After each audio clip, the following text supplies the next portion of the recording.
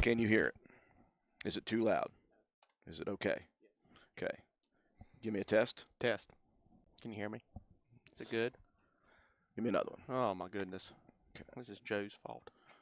Give him just a little bit more. That's what it is. Okay. Give Josh a little more, Mike. Yeah. Give me a little more, Josh. Can you hear me? Oh, there we go. There we go. Okay. When he actually starts talking, it's when I get going, it'll be fine. Okay. Joe, give me a test now. Testing 1, 2, 3. Okay. I think we're good to go. All right. Sorry we had to do a test live on the air because we forgot to test Josh earlier today. Thank you for joining us here on WVRC. It is our election night special. We are in the primary election season here on May 12th. I am your host, Andrew Miller, alongside my political pundits is what I will call these two guys, because on the air I can call them that and nothing that I would like to call them that we call each other off the air. Joe McDonald in the middle. He is running the graphics that we're going to have here. We're going to be talking about all sorts of different races and certain things that are going on.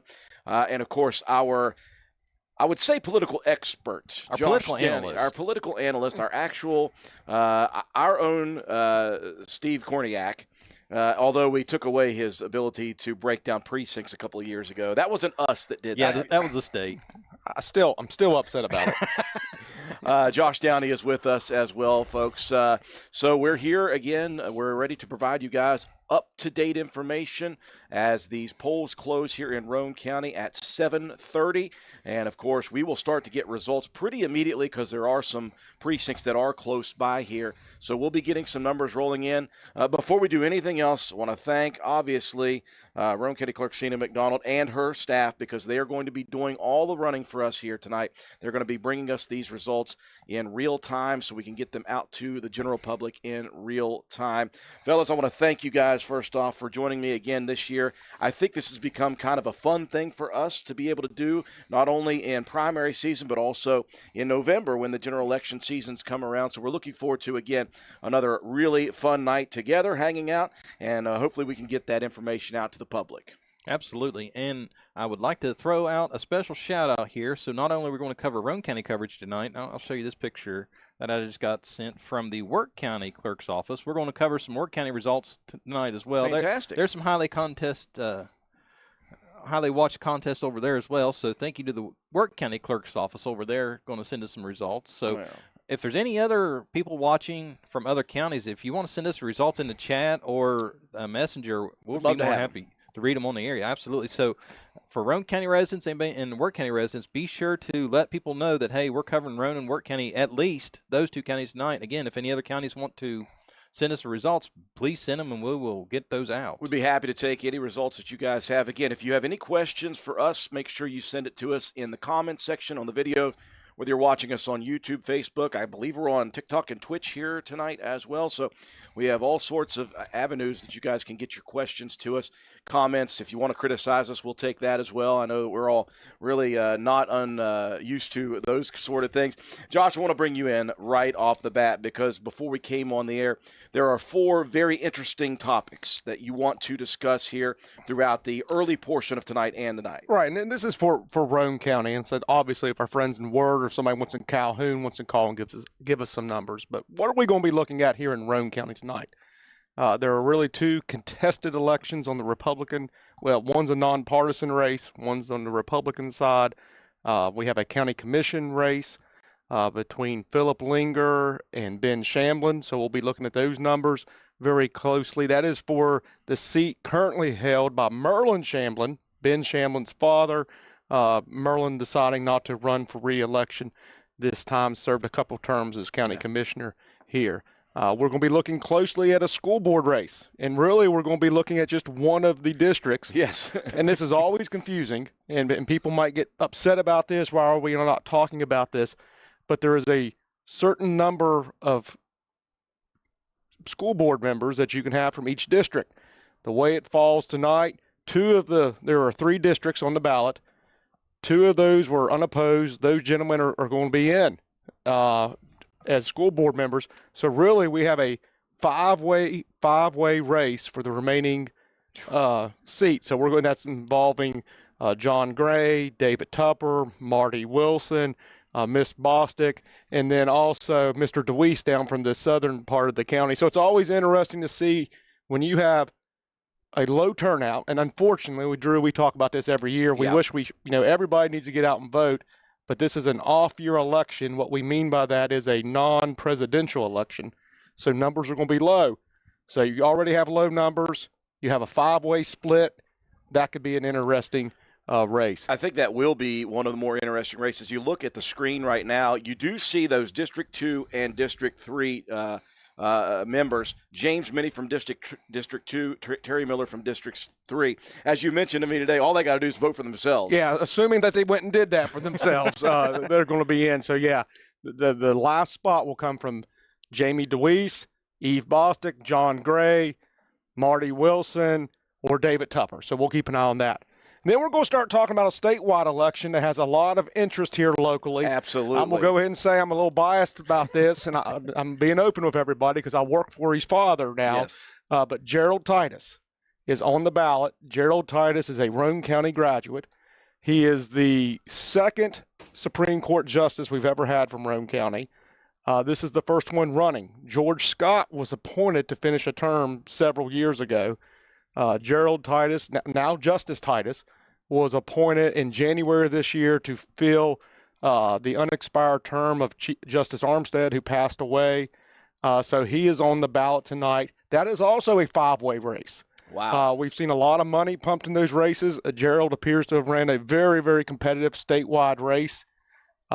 We have 2 judges down from the Raleigh County area, Judge Kirkpatrick and Judge Kirby, who are on the ballot.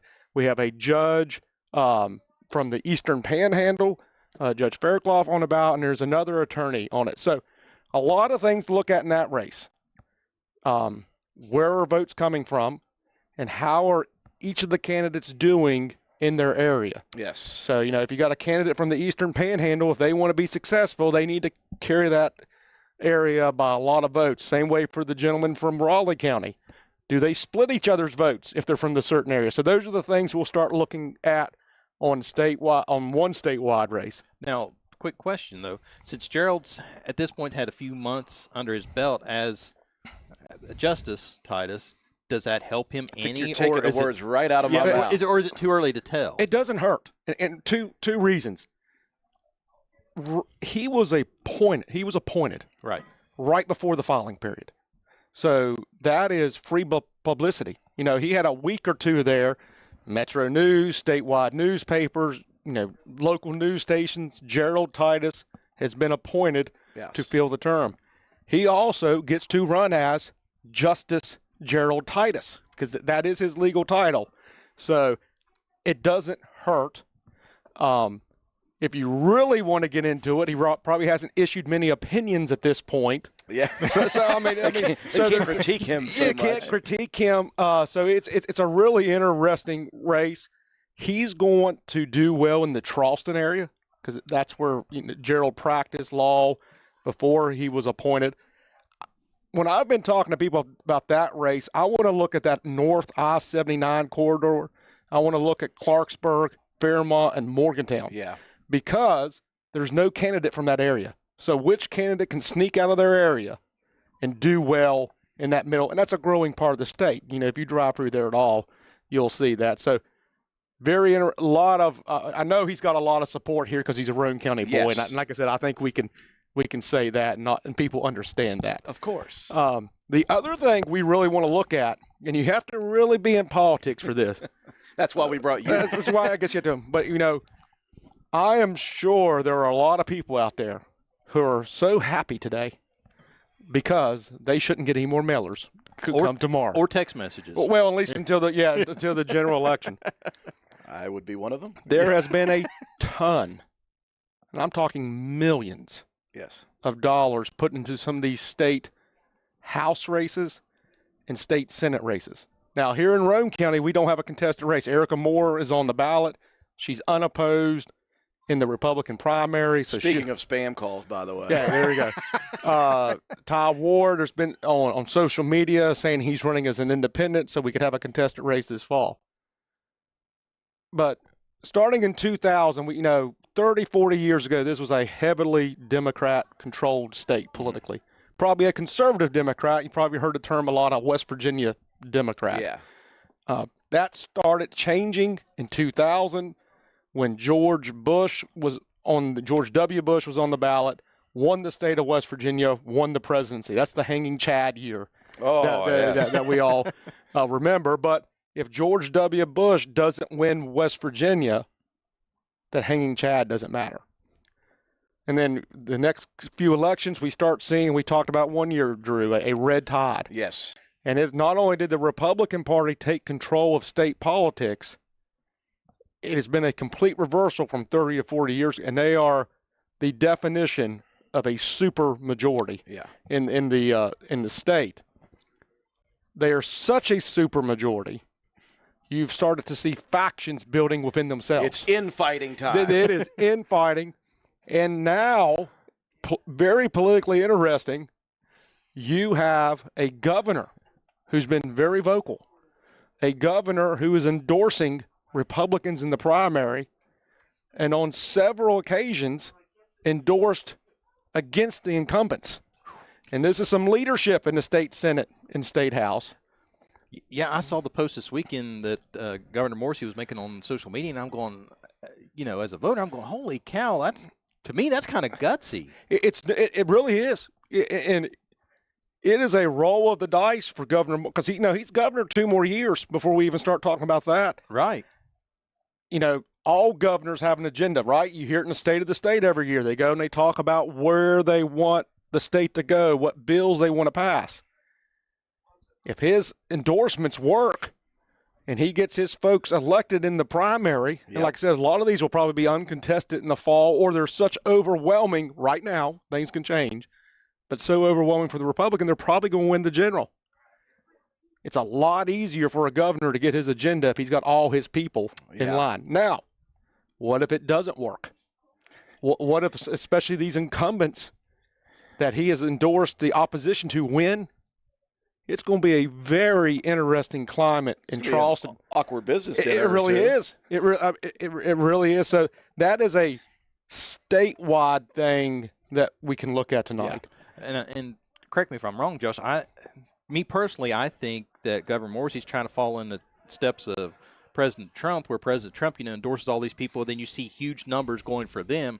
I could be wrong, but I took it as Governor Morrissey trying to take a page out of President Trump's book, going, "Hey, I'm going to endorse all these people and help bump their numbers."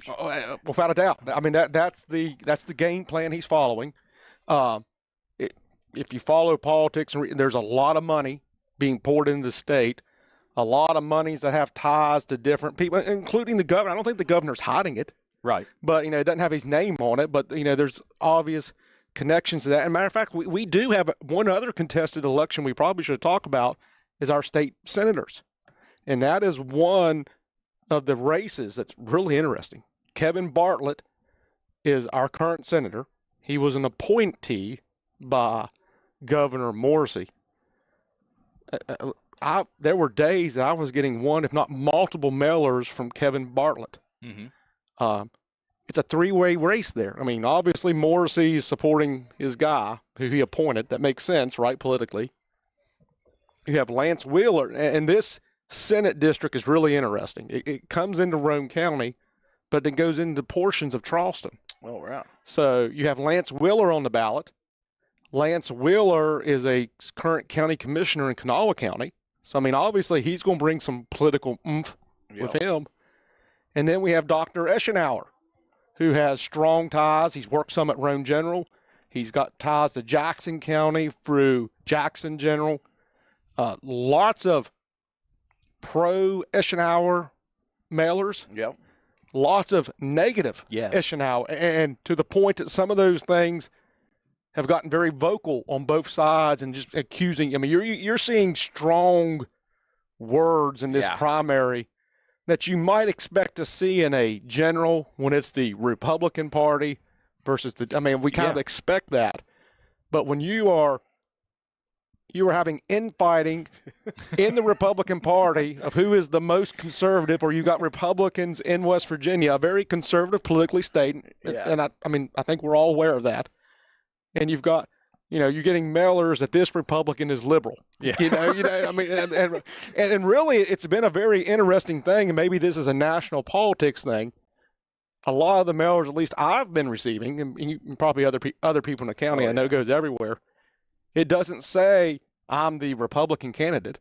It says I am the conservative candidate. So that's the new term. So a lot of interesting things. I don't know how many of the total. Obviously, we'll be watching Justice Titus's results in that race. Absolutely, yeah. And but we'll keep an eye on some of those ones that we know and can look up. And I can't name them all off right now, but Governor Morrissey's put the list out there. We can find it. And we'll see how he's doing overall. That's why we have multiple computers up here. There's going to be multiple computers looking at multiple things here. I'm just using my phone since my computer's being used for the stream. So, but that will be the statewide discussion. If you follow politics, I say this: our friends at Metro News do a great job, and you can watch some statewide races and see where we're going. But where they're going. But that's going to be the talk tomorrow. And it's even went so far as, Governor Morrissey's wife making posts on social media in support of Tom Willis, who's running against Shelley Moore Capito in Senate. Now, I think most people would say she's heavily favored to win that. She's endorsed by President Trump. Yeah. But if you drive through Roane, Tom Willis is campaigning, and there's money being put into that. And I think I would be shocked, just from experience, if Shelley Moore Capito lost his primary. Yeah. I do not think that's going to happen. But it'll be interesting. Does she win by 10 points or does she win by 20 points? Yes. Does she? Is it a 5 or 6 point race? Those are the type things we'll look at in those type races. So the two main races we're looking at here in Roane County, obviously, the contested races are one of the seats up in the Board of Education. Obviously, that's that District 1 between James DeWeese, Marty Wilson, Eve Bostic, John Gray, and David Tupper. Those are the 5 candidates in the running for that one spot. Of course, as we talked about, James Mitty from District 2, Terry Miller from District 3, assuming they didn't trip and fall on their way to the polling place, they are going to win their seats on the Board of Education. And then, of course, that two-man battle for the commission race, which is Ben Shamlin and Philip Linger. Those are the 2 local races that we're looking at. There are some situations that have popped up, Joe. I wanted you and Josh to kind of explain this to people. Okay. As we're still waiting. We still got about 8 minutes before the polls even close here across the state. So there's an issue that kind of popped up that needed a little clarification in this off-year election. Okay, yeah. So first thing before we do that, I want to hit the chat here real quick. Ty Ward said he's running as a Libertarian. Oh, I apologize, Ty. Our bad, Ty. I wanted to say I knew he was running, so I apologize. And so we've had 2 things come up this election, and it's really affecting Roane County elections, and it's a state decision that has trickled down to Roane County results. So if you came out and voted today, and you was an independent, libertarian, non-party, whatever, always in the past, you had a choice of either a Republican ticket or a Democrat ticket or a nonpartisan. Well, this past year, the state Republican Executive Committee decided that they're going to have a closed election, meaning unless you have an R beside your name, you don't get an option for a Republican ticket. Fast forward to today, in the county commission contest, for example, we have 2 Republicans running for a county commission seat. Nobody's filed as a Democrat. So the Secretary of State has also sent out an email stating that unless it's due to incapacity of a candidate or disqualification, there may not be a nominated by convention, meaning the state has changed the code. Always in the past, if, in this example, if we got a Republican winner tonight, nobody filed as a Democrat, somebody from the Democrat Party could be nominated for the general election. Well, the state code has changed, saying that if you was a Democrat and you didn't file to run, you can't be appointed for the general election. So, Josh, we was talking about this before the broadcast. If you're a non-party, not one of the Republican Democrat, can you still run in the general? I don't know yet. Okay. Well, I'm trying to get some clarification on that. it's kind of funny. The election rules are so thick, Yeah, and right. they change all the time. So there are some different rules about independents and write-ins and so forth. It is always harder, I think, personally, to run like that.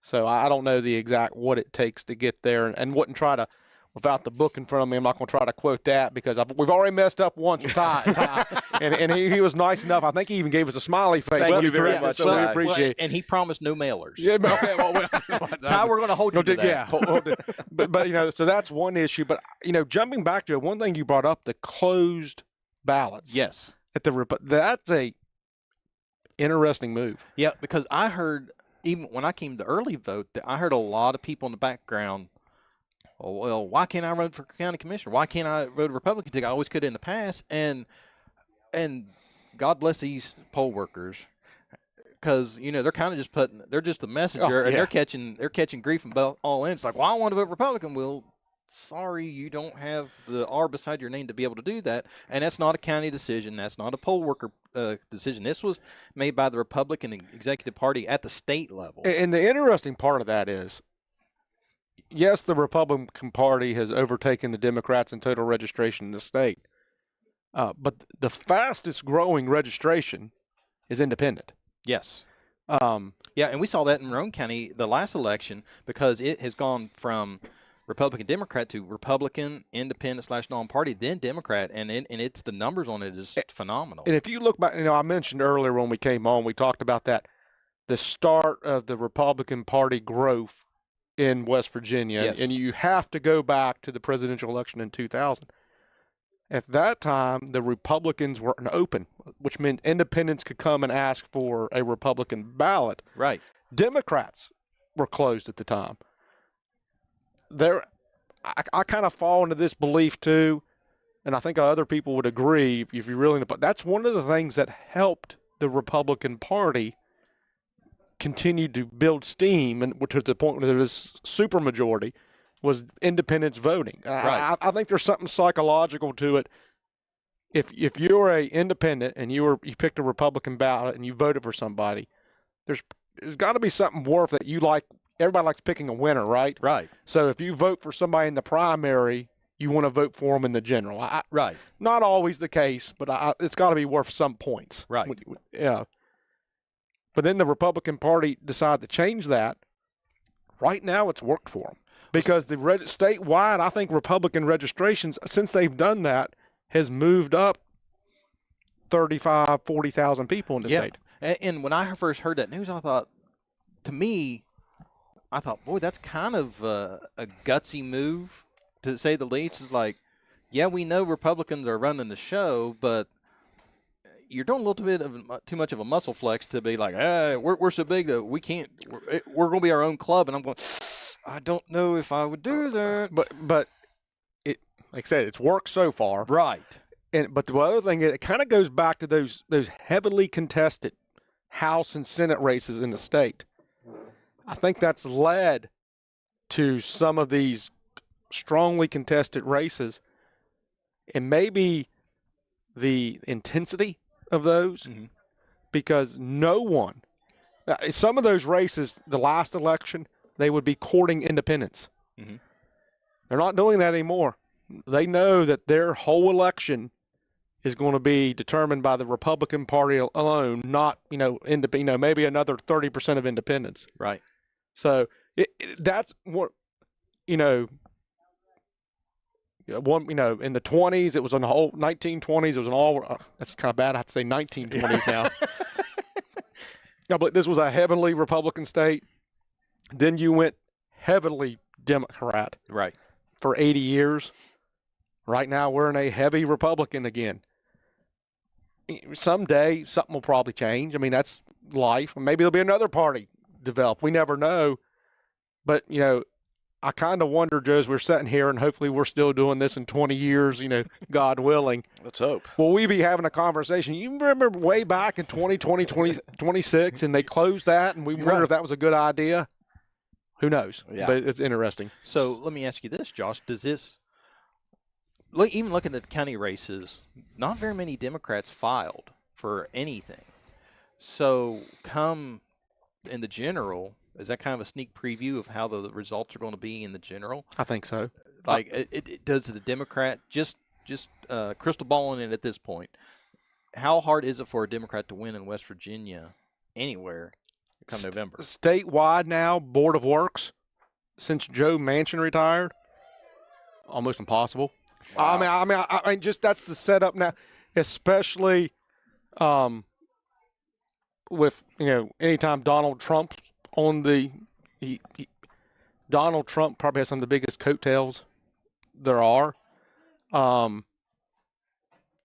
The Democrat Party will have to do what the Republican Party did 30, 35 years ago. I don't think you're not going to win the governor's race. Unless there's some candidate out there. I mean, I say that, but then you look at other conservative states like, our sister state, Kentucky, they have a Democrat governor who's fairly popular. I guess you could have a Democrat come out and basically just, condone the whole national Democrat Party and say that's not. You might have somebody like that. I mean, when Donald Trump first ran for president, the people said, no way this is going to work. And, it has so far. But I think what the Democrat Party's got to do is they're going to have to start looking at really local. Yeah. You run someone who's for a county commissioner, who then maybe becomes a delegate, something like that. They got to start building. Because the Republicans were in the exact same. They couldn't find people to run on ballots. And then they were almost on, sacrificial lambs in a way when, you were running against Joe Manchin and John Perdue, who was a longtime treasurer, and some of these names. It just didn't happen. But, Patrick Morrissey was one of the people to help turn that. When he won the attorney general, as a Republican, winning an attorney general race against a strong, McGraw name. Brent Benjamin back in the day, Supreme Court, same thing, ran against a McGraw. But I just think that's where we're at. Now, something dramatic happens nationally, things could change quicker. But we don't have that crystal ball. Well, let's get to some of the things that we do know, Joe. Yes. As, of course, the polls have just closed officially. 7:30 was the closing time, so at 7:31. At 7:30, I think I heard a bunch of cheers back there. That's when the big business comes down, though. Yeah, right? yeah. They're excited. At least there's no more of that coming in. Now it's time to actually start reading results and things like that once those come in. But there are some things locally that we know, I guess locally, countywide, and statewide, that we already know some things about, maybe, as far as when you talked about there was no one else running in certain races. So I wanted you to give us a list of the automatic winners that you had collected that you were looking through. Yes, so tonight's contest, there are, again, it's going to be a heavy Republican ticket, so we're not trying to be biased against Democrats or anything like that, but there's not very much turnout as far as candidate-wise for Democrats. We're going to cover both sides of the races, but here is the automatic winners for both parties on the tickets tonight. So for the House of Delegates on the Republican ticket, Erica Moore she's already won.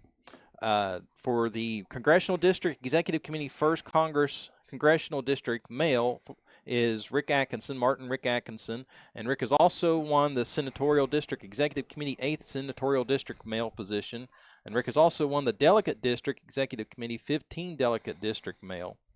And then moving down the list, Jeanette Raines Atkinson and Sheila Heater Coe has won the County Executive Committee District 1 female. There was 2 spots available, so both those ladies have won that one. And then for the County Executive Committee District 1 male, John Clark Coe and Martin Rick Atkinson have taken those positions. For District 3 in the County Executive Committee female, Linda K. Drennan and Eleanor D. Truman has taken those positions. And then for the male side of District 3, it would be Philip Raines and Gary Harper has won those. For County Executive Committee District female, I'm going to believe that's District 2. On the Republican side is Charlotte Stonecker. Now we're going down to the Democrat list here. For State Senator 8th District, Kim Hunley is going to automatically win tonight. For County Executive Committee District 1 female on the Democrat, Claire Daniels has won. On the District 3 male on the Democrat ticket is Mark Allen Eastman and Chris Dalzell. For County Executive Committee District 2 female, Patsy Welch has won. And then for County Executive Committee District 2 male, on the Democrat ticket is Jacob Cooper. So for you folks out there that like to gamble on elections, these are the ones I would place bets on.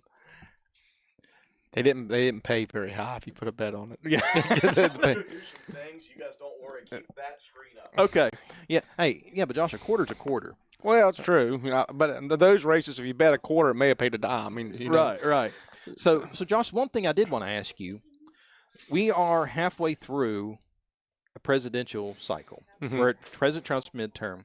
We're starting to see a lot of these state races saying, well, President Trump's endorsed me, and seeing Trump's numbers halfway through his term, is having the Trump seal of approval, is that going to hold as much weight as it did 2 years ago, or has he lost a little bit of that power? I think it does in these elections, in the primaries. And the reason, and I apologize because somebody will probably get it was either Illinois or Indiana recently had their primary, and Trump had all of Trump's endorsements in that primary won. So he's still by far the strongest Republicans. Now, does that change? I mean, it's historically the president's party does not have a good midterm. You look at some numbers and, control of the U.S. House or the U.S. Senate is up for grabs. There's going to be some close races. There's a lot of things going on in national politics. $5 a gallon gas doesn't help national politics. Obviously that's being driven by what's going on in the Middle East. If that gets, it hasn't been resolved for 2,000 years, but if it calms down in the next 30 days and gas is back to $2.50, if things are good, people, I still think, it's how's the state of the economy? Do people feel like they're doing better? And I think that's going to be, we just don't know where we're going to be at. So much of that can change every 30. I mean, 4 months ago, no one would have guessed that gas prices would be up this high right now. Right. And what I was basing it on is here we have Governor Morrissey taking a page out of the same book saying, here's who I endorse. And we were talking about, okay, is that going to help or hurt? Well, let's take another step higher. With the presidential seal of approval, is that going to help or hurt at this point? At this point, yes. And like I said, you've got to look. West Virginia right now, it's such a super majority of Republicans right now. I think overall it still helps. But if you were in a state that's a purple state, we'll have to wait and see what that does. It's a very interesting question, and probably where you fall politically, individually, it's probably going to sway your answer a little bit. Right, because that's why I just want to kind of almost put a pin on it for tonight, and then when we come back in November, see where that pin has moved one way or the other. Exactly. So polls closed about 7 minutes ago. When can we expect, guys, like the first set of results? We've got some precincts that are very close here to the courthouse. I would imagine we got one in the courthouse. Yeah, we got one in the courthouse, which is always interesting. Historically, I've done a lot of these. I've been here as a prosecutor. I've been here as a candidate, and all those things. It always shocked me when that precinct was not the first precinct to report. And I give them a hard time, but they're probably they'll start rolling in here fairly quickly. Once again, sadly, but it's going to be. Traditionally, it's going to be a low turnout. And we can't remember, there's also been early voting. Can't forget that. Yeah, 2 weeks of early voting. So a lot of people have already early voted. And absentee votes. Yeah. So, it's not the same, deluge all day of voters. So yeah. I'm sure, sadly, there's some precincts that were probably watching their watches and just ready to wrap. They've been out, they get paid, but, those are some dedicated people. Yeah. And I know Joe Cena works hard to get those poll workers, but, it's a long day. Yeah. Well, and I think if you worked the polls 2 years ago, you welcome today. Yeah. Now, if you didn't work those polls 2 years ago and today and you missed that one and you worked this one, you probably pulling your hair out as slow as it was. But if you worked the last set of polls, you're like, yeah, I'll take this all day long. Just make sure you got coffee on hand at all these precincts. Yes. That's all I'm saying. I was worried for a second, guys, that when you guys were talking and I went off the off the side there. I thought we were going to get kicked out of our spot. Brandy Gump was over here like, I need the table that your thing's on. I'm like, no, what? Our camera? We can't move that. She's like, no, I just need in the table that your camera is on. Well, I know it had to be serious because when you got up, you're like, just leave that up. I was like, oh, okay. Yeah, because I thought we were going to have to take that camera and move it. Turns out it wasn't nearly as chaotic as I thought it would be. So some of the things we're watching, of course, again, we're waiting, as many of you are probably waiting for, are those 2 races locally. And again, this is one of those weird things where it's just like it's a primary. There's no levies that we can get like contentious about or anything like that. And and it's an off-year election, so it's going to be interesting. But we do have those 2 races that we're going to be keeping close tabs on locally. That is that one spot. 5 different Board of Education candidates are running for that one spot. And, of course, the 2-man battle in the county commission race between Philip Blinger and Ben Shamblin. Of course, we are going to be waiting with bated breath looking for that state judicial Supreme Court race of course, Gerald Titus. It's so weird to hear Justice Gerald Titus. I went to school with Gerald. He was a year ahead of me. I played basketball and sports with Gerald. And just out of the blue, all of a sudden, I see the Metro News thing where it's like, wait, what? Yeah. I'd forgotten. I knew he was practicing law. I just didn't think anything of it. So, yeah, we're going to be looking forward to that one. Absolutely. It's just it's an interesting race, like we talked about earlier, because it's a 5-way race, and you got people from all over the state, and who's going to get out the vote in their area. So, we're pulling, like I said, we've been open about it. He's a local guy. He's a local graduate. Yep. So if we sound a little biased on an election night, it's because we are. We are. And I mean, and it's okay if you say it. Right, we're not trying to hide on that one. And jumping back to that school board race, the other thing in the county commission race, sometimes we look at, we've talked about in the past, we all know each other in Roane County. Yeah. Where do you live? And who's going to get the vote? In that 3rd district that the county commission race is, we have 2 guys who are from the general same area. Yeah. This isn't a situation of somebody who's from Walton and someone who's from the Newton area, so they're from the same area. So that's you would think they would, could split the votes amongst themselves there. And then in the school board race, while it's District 1, and I think most people think, District 1, that's part of Spencer and the Reedy area. It's slanted somewhat. Actually, District 1 goes all the way down into the Harmony area, and it makes that weird cut.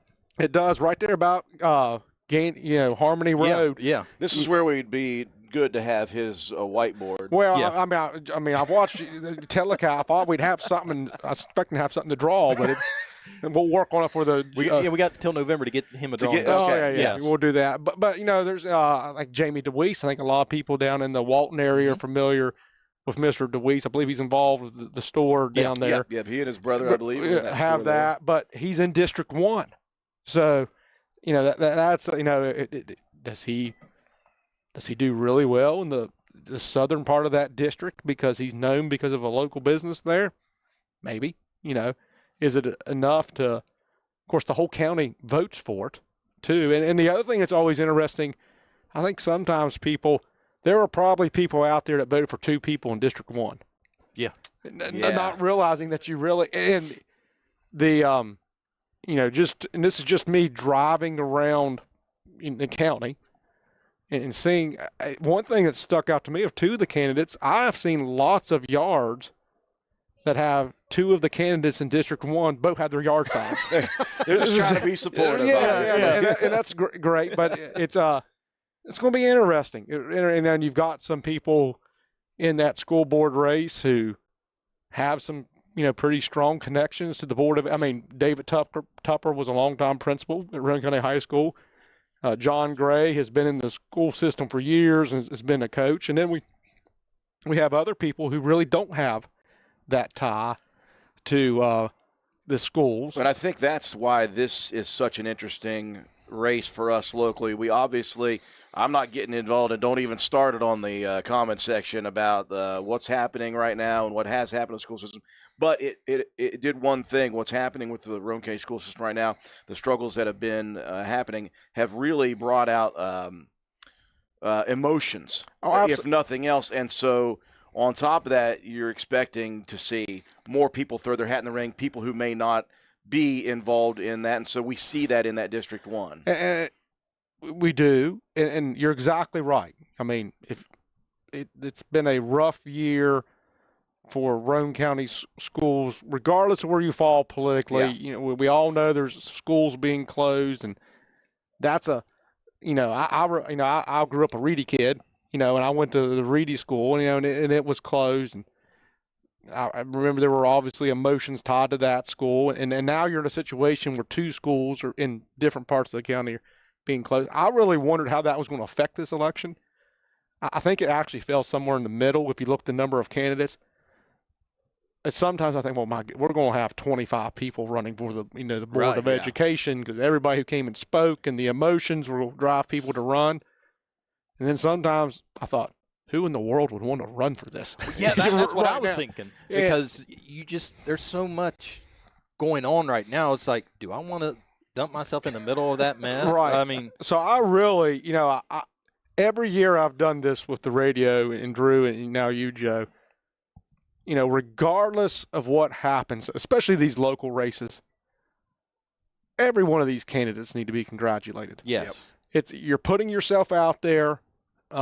It's not cheap. No. I mean, mailers cost money. Those yard signs cost anywhere from $6 to $10 a piece. We all love each other in Roane County, but, you know, still going door to door now. I mean, it's work. Yeah. And these candidates have worked this, putting themselves out there. So good for them, regardless of the outcomes. And I think we probably need to give a little extra pat on the back to the people who did run for these school board seats. Yes. Because they were willing to do that when it was a time it was very easy to say, I don't want any part of this right now.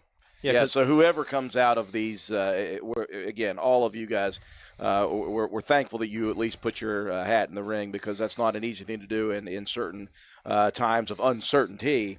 It's even more difficult to put your money where your mouth is, because, you know, there were, again, so many emotions flying through this, and it's understandable that we're not even going to discuss that. It's above all our pay grades here tonight.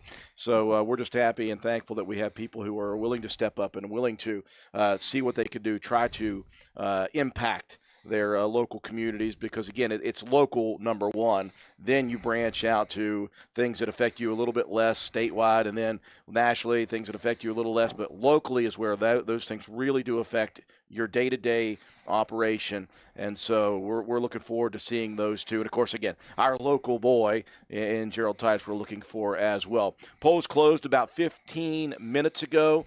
At any moment, we will be expecting to see some people behind us start moving around, moving and shaking. I do want to thank, again, we cannot thank enough.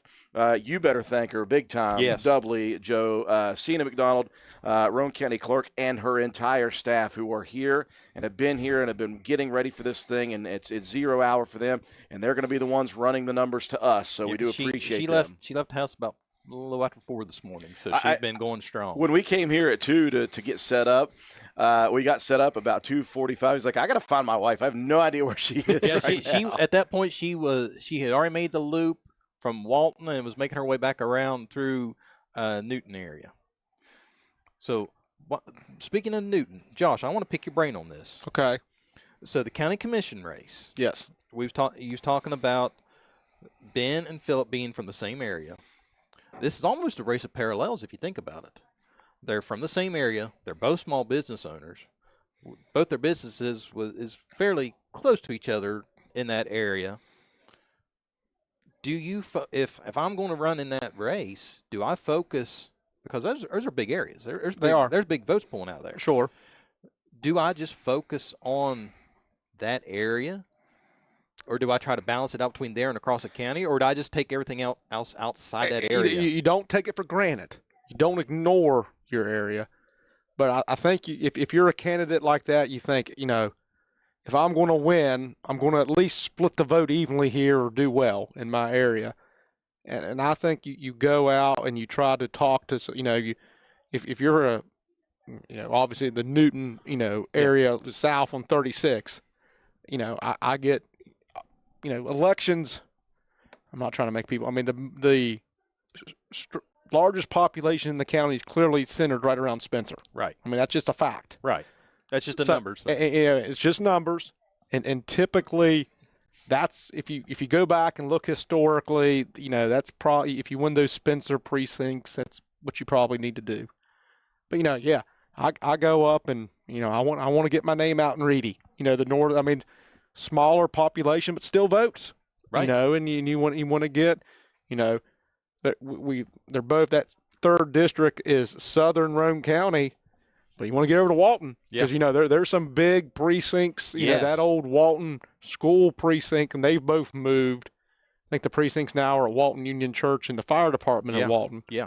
I think they used to both be at the school. Yeah. But that's a big group of votes, and right there at Harper Church as well. That and if it's going to be a close election, that's how that gets you. I mean, we've seen elections.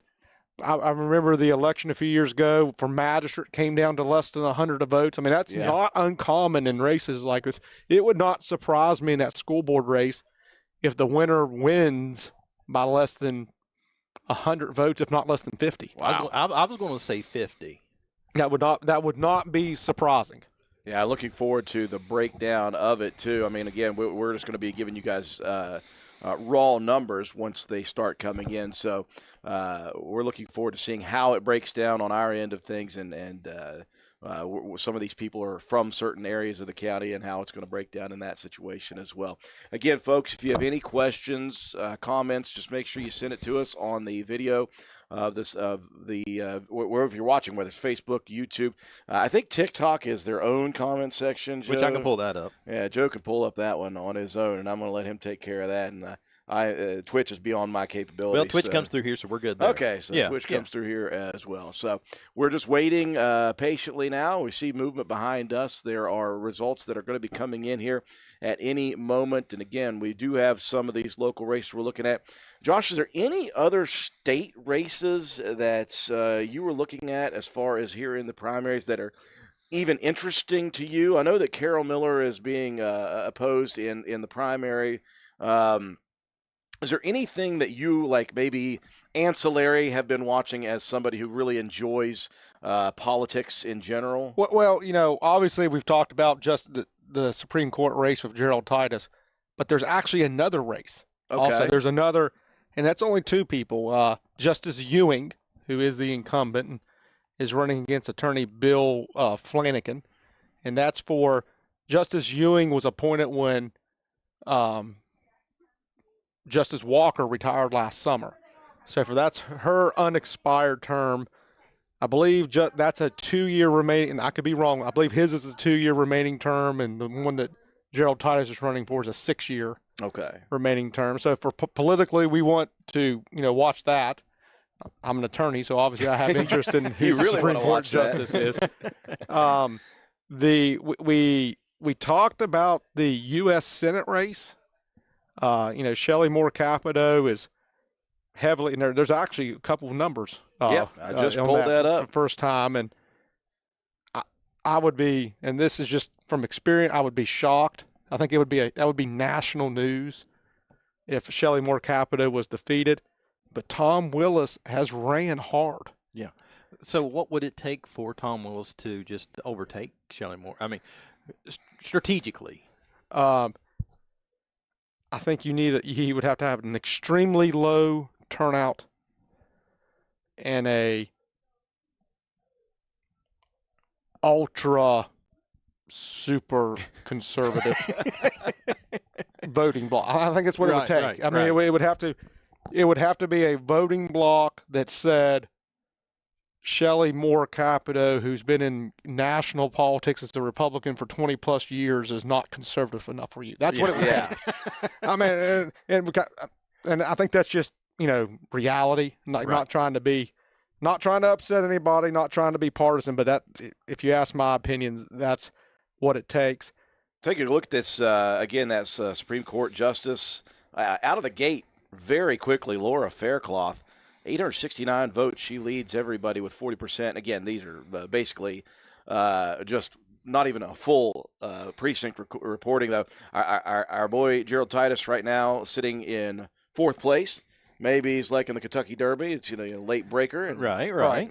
Well, and what we have no idea about is the first precinct report. Where is the first precinct reporting coming from? And let's see if we can find this here. It's very Metro News has lots of neat maps. While you're doing that, of course, that's Supreme Court of Appeals Division 2, close to begin. Bill Flanagan, 51% of the vote. Tom Ewing, the incumbent, 49% of the vote. That's 43 votes separating those. So all obviously very close, and we're just getting started. So have you found the breakdown at least of the different counties? Yeah, so those 783 votes that have been counted are from Jefferson County. Okay. So that's the Eastern Panhandle. That's the now here's Nicholas County.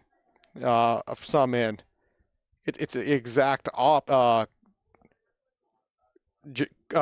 Judge Kirkpatrick, who's one of the judges down from Raleigh County, doing very well in that.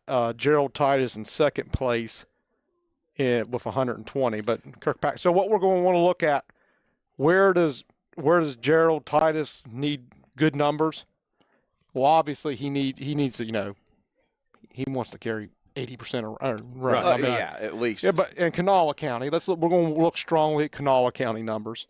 Well, with him. Josh, I see where it's saying like for Nicholas County, it's 0 out of all the precincts reported. Is that? I'm going to take a wild guess and say those are probably just early vote and absentee. Would I be wrong with that statement? It's something being reported. Yeah, I don't know, or they just haven't caught. I mean, this is so early on those type things. So. Speaking of that, there's one thing else that I forgot. Rachel Fetty Anderson, former Roane County resident. No. I thought that was the same one. No, not the same one. Oh man, now I'm disappointed. I was going to tell you guys stuff that was there's there. Two mistakes. Yeah. That's it. I'm quitting. These guys are on.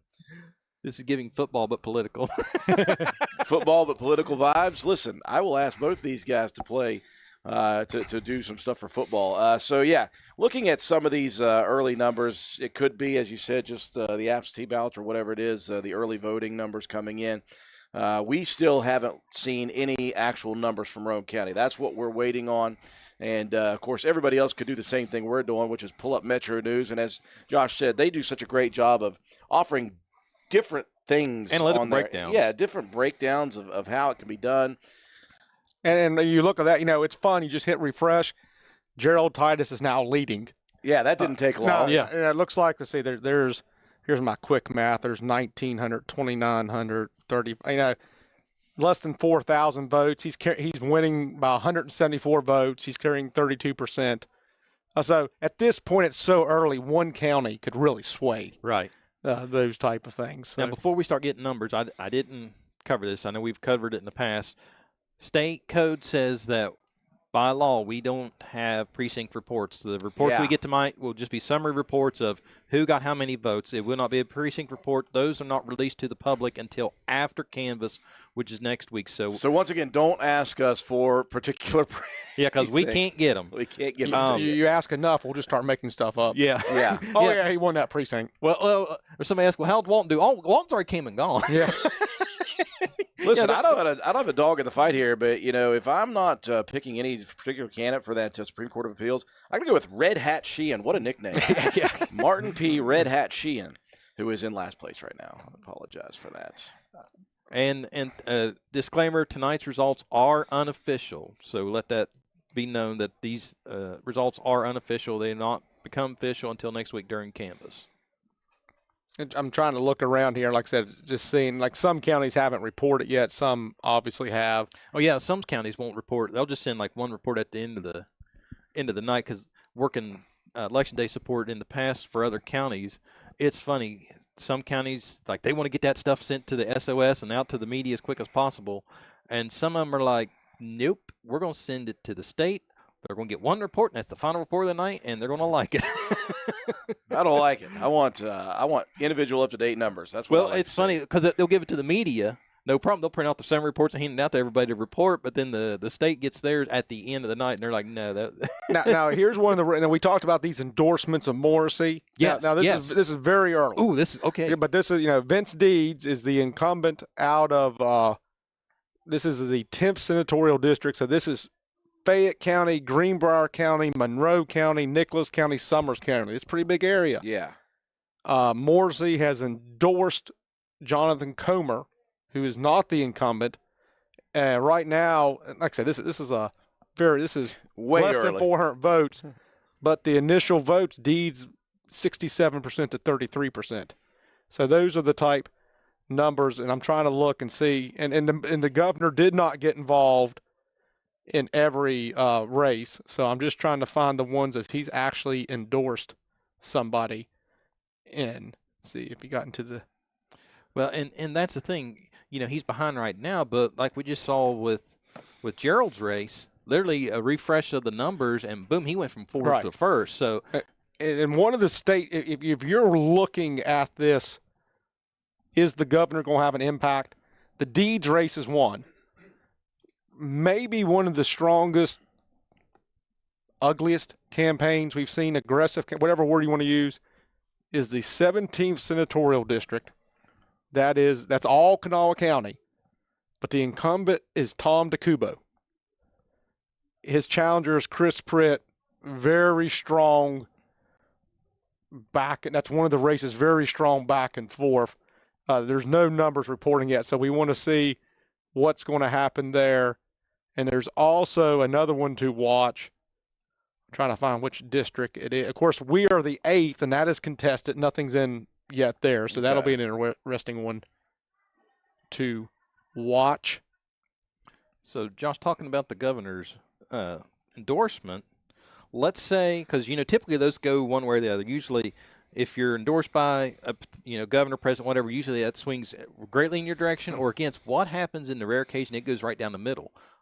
Going into the general, do you pretend that never happened, or do you give out a little bump? What's the smartest move in that situation? Well, I think once again, very strong Republican strength in the state right now, and you see this in everything. If in a Republican primary, you get some strong wording, very conservative statements being made. If you're in a Democrat primary, probably what would be considered more liberal, left-leaning. That's just the way the parties are right now. Right. And that does not mean everybody. There are right. liberal Republicans and there's conservative Democrats. Right, So I don't trying to make anybody mad. But listen, you're here tonight. Somebody's going to be mad. Listen, I'm not on the ballot anymore, so I can really. I told Amy, I said I can say whatever I want, and she didn't know how well that would. So your wife gave you the same look my wife did. Similar looks. But if you're in the, I guess it's one thing to look at. When you get to the general, and then all the independents are going to start voting. Yes. Are they? I saw one of the comments. Somebody in the comments had pretty strong. They were an independent voter and said it really, I'll paraphrase, rubbed them the wrong way. That they were kind of upset they didn't get to vote on the Republican ballot because they had in the past. Do independents remember that? Do they punish the Republican Party in the fall? Some of them. If they do, is it enough to overcome the strong majorities right now? Right, because we've seen within the last several months a lot of independents moving over to Republican just to be able to vote that Republican ticket in the primary. Do they keep that letter by their name, or do they switch between now and November? And what are the rules with that? Help me out with that, guys. It's so long before the election. Yeah, There's a date. There's a time period that you can still switch your party, and I think you have to be that party for so long before you can switch back. That would be a question for Cena, because I've heard her talk about it. Well, we are going to have her on at some point. Yes. Does she just accept that fact now that she's going to be on? Oh, I think so. I would assume. It's the only question. It's the only requirement we have. Right. But yeah. So you're right, Josh. Is that bad taste going to stick around come November? Yeah, like I said, and probably the bigger question is it going to stick around for the next couple Novembers? Yes. Yeah, that's what we don't know, and we might start getting, and what you'll have to look at. The reality is, because of the strength in the Republican Party, races that you would expect to be in that 70 to 30 range percentages, all of a sudden are there a lot more 60, 40, 55, 45. Yeah. You don't know. But there's so many things that go into that, including national politics and so forth. Who knows? Yeah, because, the next the next two years from now from the presidential election, depending on how the rest of Trump's term goes, is that going to be a deciding factor on the Republicans keeping the guard up of, hey, we're going to keep closed, or are they going to go, maybe we need to open this back up? It's going to be really interesting to see. And until they feel like it's actually costing them elections, they're not going to change. That's my call. And right now, the leadership that made that, and I think it was close. It was a heavily argued thing within the Republican Party and their local. Yeah, because I think it was like less than 10 votes. Yeah, it was close as mine. But right now, the people who wanted to close it said, see, it's worked. There's 40,000 more Republicans in the state now. So they're going to look at numbers. They're going to look at results. There are a lot of smarter human beings out there than I am. Again, we are just waiting for our first official results to come in on the Roane County portion of this. Again, we've got our eye on West Virginia Metro News about the statewide races, some that are very interesting to us, some that are especially interesting to us. And then again, things that might catch Josh's eye at some point throughout the night, he's going to let us know about. But there are a couple of very important races, again, that we're talking about here tonight. The number 1 and number 2 races we're talking about are those Board of Education members. We've got 2 that, again, as we said, if they just go ahead and put them their own name in, they're going to win it. And that's Terry Miller and James Minnie in districts 3 and 2. I should have flip-flopped that and done that.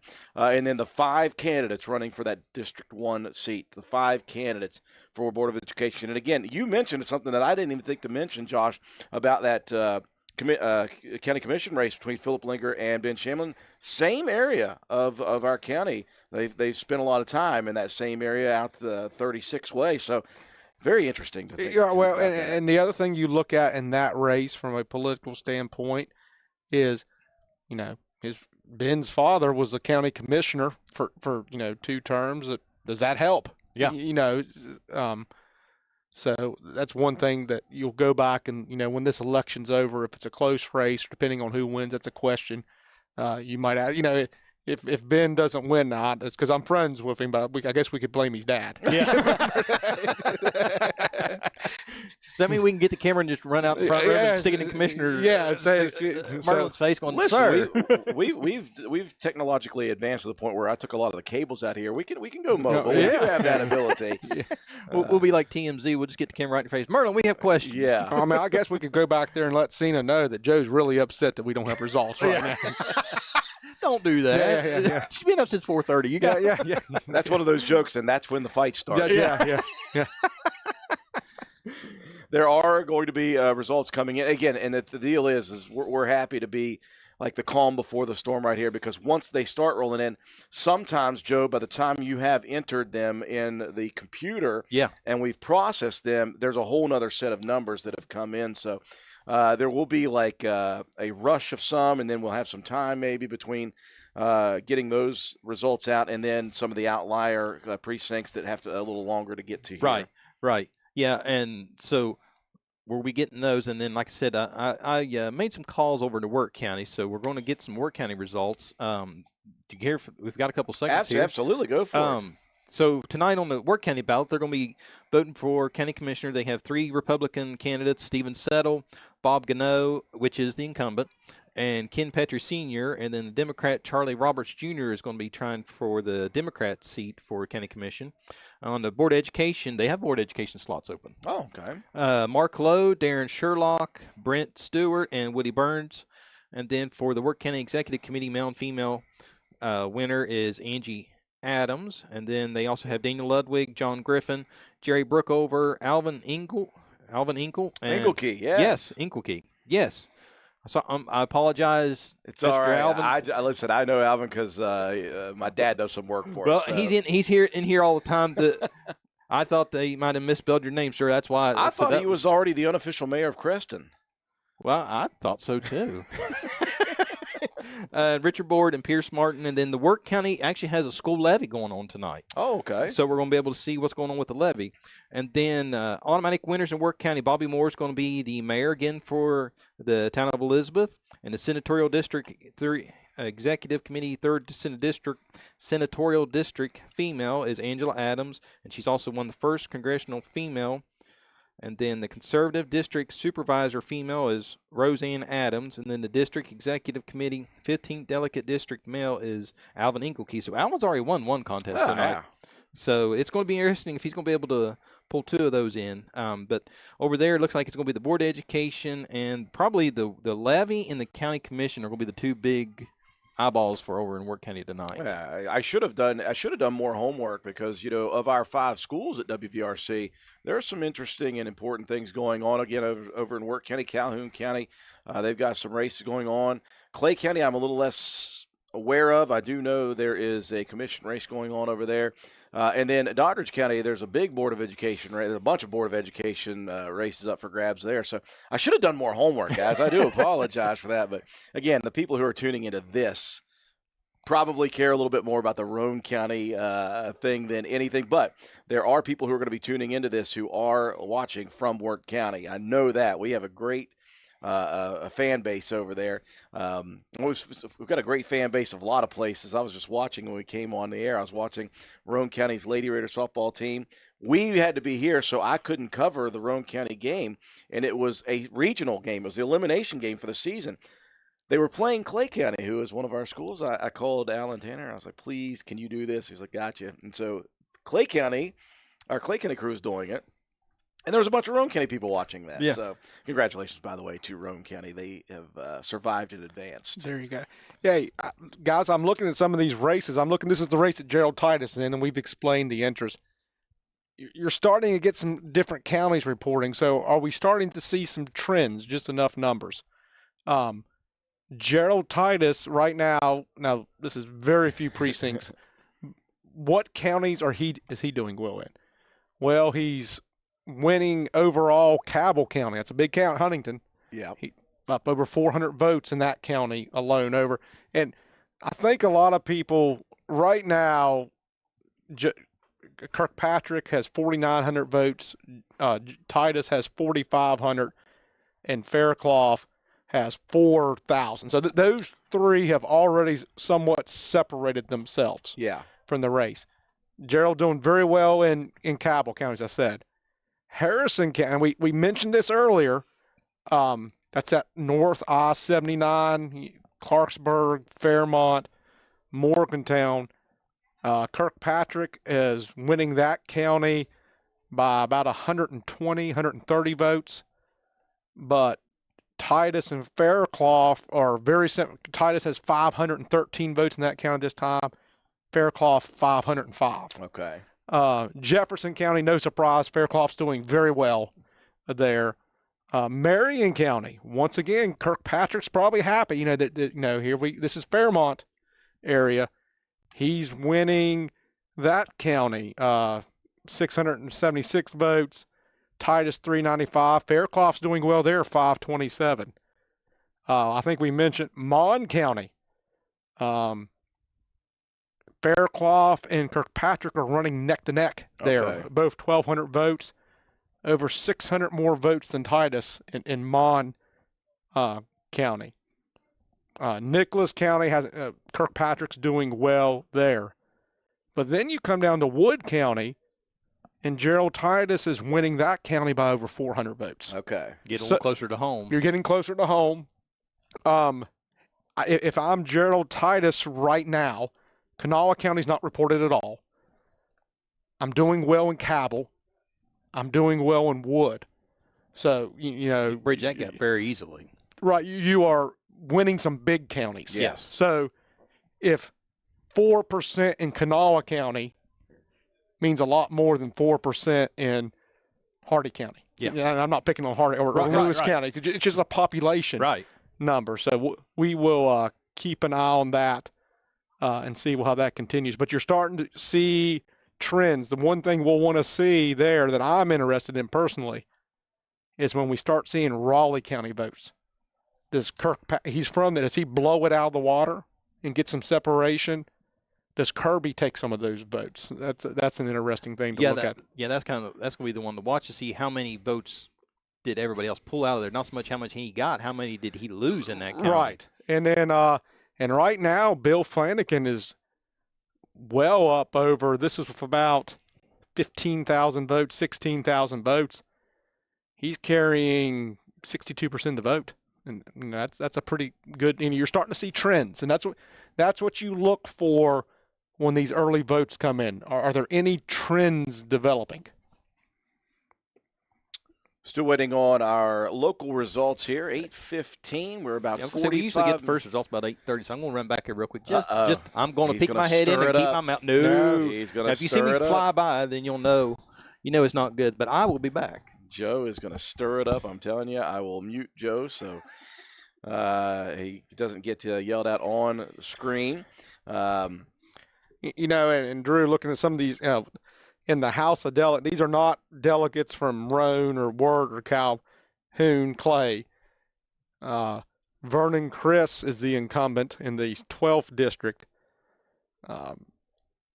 Governor's been pretty vocal in that one, and right now the incumbent is this is out of 380 votes. Exactly. But he's losing. Scott Heckert is another incumbent that I believe the governor came out against. He's losing at the moment. So we'll see. I mean, this is really too early to tell. Joe's got papers. It's either numbers or it's early divorce papers. I'm not sure which one this is. I'm going to let Joe put some numbers in before we do anything. Do we have numbers, though, Joe? Is that what we're looking at? Yes, some actual yes, numbers? yes. These are numbers. Okay, yes. So I'll let you put those in. These are literally hot off the press. All right, I'll let you put those in, and we'll get those ready to go for you guys. We'll have some actual numbers for these Roane County races here. Drew, in the U.S. Senate race, we had a little bit of a discussion earlier. Shelley Moore Capito, Tom Willis has put a lot of money into that. Once again, we're talking out of 10,000 votes or so, but Shelley Moore Capito is carrying 67%, and there's actually 6 people running in that, other than Shelley Moore Capito. Tom Willis is by far the most probably well known. Okay. But you're saying, and that's not going to be. I don't think that's going to be a surprise to anyone, even though he ran a very aggressive campaign. Yeah. So we got some of those statewide races, things like that. Some of those U.S. races, but we're not really thinking it's going to be anything chaotic. Nothing's going to be surprising so much to us in those races. And what we can't ignore. I shouldn't guess. We can't ignore it. If we want, we can. Yeah. But I mean, on there's a contested Democrat race. Carol Miller is going to win. I mean, she's carrying 82% of the vote. Okay, I mean, it's kind of it'd be very similar race that Shelley Moore Capito is going to win. You probably, if we were a national network at 7:30, we'd have called that race. Yeah. But on the Democrat side, there's a Britt Aguirre, running against Vince George. That's 56% to 44%. In the 2nd Congressional District, the Republicans, Raleigh Moore, he's running unopposed, so he's going to win. You have a very close race on the Democrat side. Ace Parsley's carrying 42%. Stephanie Tumana, 41%. So, I mean, we'll keep an eye on some of those, too. We're not going to ignore. There's a heavy Republican feel to this tonight because those are the races. But, when we look at our state Senate, we have some I don't think we have a contested Democrat primary in the 5th senatorial district. That's Cabell and Wayne. On the 6th, there's a contested, the 7th. So there's a couple Democrat contested races that we'll hit on too. It's just they probably haven't gotten the publicity because you don't have a sitting governor. Yeah. Being so vocal in his own party's race. That's why we've kind of talked so much about some of these Republican primaries. Just moments away, Joe, hot off the presses, is putting the numbers in. We're going to go through the numbers of all the races in Roane County that we have to this point. And again, we have our eyes heavily on that Supreme Court Justice race. And again, just 4 precincts reporting at the moment. Kirkpatrick leading the way with 5301. Gerald Titus, the incumbent, 4727. So very close there at the top. And then Faircloth in third right now, 43-47. As you mentioned, Josh, those three have kind of separated themselves from the other two in the race. I'm watching Joe's twiddle fingers just fly to try to get these numbers in. And what's going to happen is Joe's going to put these numbers in. We're going to start going through them, and they're going to throw him another set of numbers. That's the way it always As goes. soon as that happens. In that Supreme Court race, Drew, that Gerald Titus is in, one of the Raleigh County has started reporting, and that's Okay. Kirkpatrick's doing extremely well. 1,200 votes in that county already. Gerald Titus only 63. Now this is Kirkpatrick's home county. This is to be expected. But the one thing that is interesting is Todd Kirby, also down from that area, is only carrying 400 votes. Okay. So that was one of our questions when we looked at Raleigh County. How much do they split each other's votes up? Right now, there's not a split. And because he's done so well in that county, Kirkpatrick has created a little bit of separation very, very early in that race. Yeah, there's a separation of about 1,600 votes, a little more than 1,600 votes in favor of Kirkpatrick at the moment. Again, very early in this race, 9 precincts reported, so there's a whole lot of stuff still to come in. And as soon as Joe gets these numbers in, we're not pressuring him at all, I promise. Only 10 pages of numbers here to put in. My Wirt County connection has said that the stream has lost visuals, but our sound is still good. Oh, let me see. lost visuals? Oh, my Oh, goodness. wait. Let me see. I mean, this is. I've got sources too, We're Joe. all the way at the bottom there for that. There you go. That one? Yeah. Oh, okay. Are we back? Yeah, we're back. All right. Sometimes. Oh, yeah. buttons Oh, are yeah. hit. I bet you. Yep. We got the same contact. Same content. Well, I appreciate that people want to not only hear our voices, but to see us. I mean, well, that really makes my day. appreciate that. Yeah. It's just- kinda- Hey, that means we're being watched if people are saying, hey, we can't see you. This is true. This is true. Oh, I know what happened. I think we've got a hotkey labeled with that number. We do have a hotkey. It is, I believe, 0 and 1 are the hotkeys. By the way, Josh, I think your wife's trying to get your attention over there. She is. You want to be interviewed? You want to give your thoughts on anything? No. That was an let me emphatic tell you about no. a story. No. My first run at Paul, here's a story I'll tell. And she already knows what I'm going to say. I was 25 years old, running for prosecutor. Had no idea what I was doing. Nervous. Walking around. Charlie White, everybody knows Charlie, was county clerk at the time. Charlie can make some wonderful peanut butter fudge. Yep. I was trying to calm my nerves. Boy, I could just, is there any Charlie's fudge around? Go to my lovely wife, who had only been 23 years old at the time. I said, has Charlie got any fudge? She goes, no, I haven't seen any of it. I said, darn. Paper comes out the next week. My lovely wife and her father are on the front page of the paper looking at results, eating peanut butter fudge. Now, luckily, I was fortunate enough and blessed enough that I won that election, so we were able to forget that. But if that election hadn't went well, and so It could have been. Josh would have been in the courthouse next week for a different reason. Yeah. Getting some more numbers in here on that Supreme Court justice race with 19% of precincts in, just 1% complete in the state. Kirkpatrick leading still, 32% to 24%, has opened up about a 1,681 vote lead right now, and again, so early. right. And I'm in gonna go that back one. and look at. You're looking at the totals and jumping back, and seeing what other counties. Kanawha County has not reported any precincts at the moment. Gerald continues to do well in Cabell County. He's still winning 10 of 68 precincts reporting. He's holding about a 400 point lead in that county. Mon County, Faircloth's doing well there, taking some of the votes. So we're just looking. Taylor County has come in. Kirkpatrick is doing well there. So if Titus is going to come back, he's going to need to do New numbers? very well. Oh, okay. He's going to want to continue doing well in Cabell.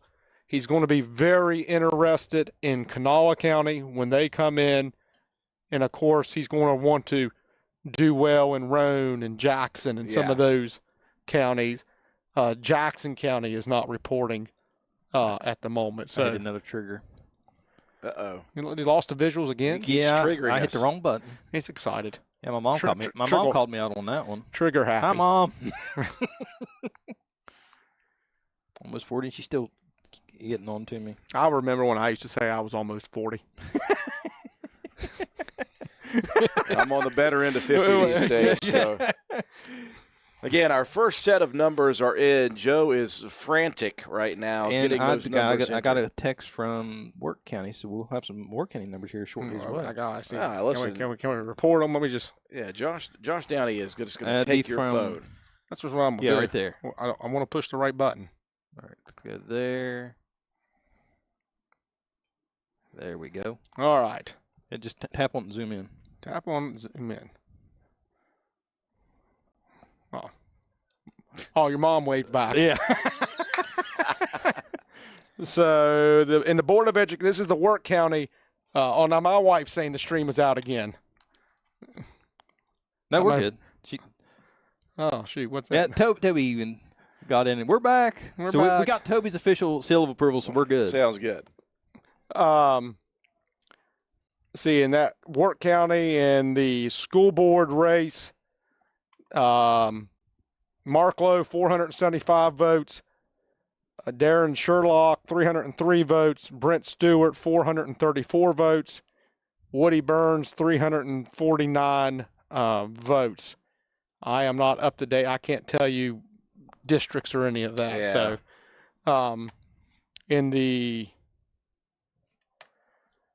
of course, I think Joe already reported that the mayor is going to win. She's unopposed. You have the city town council, Amanda Brown, and I think all those folks are unopposed. So I think Did she happen to send Gerald's contest numbers over there? Good question.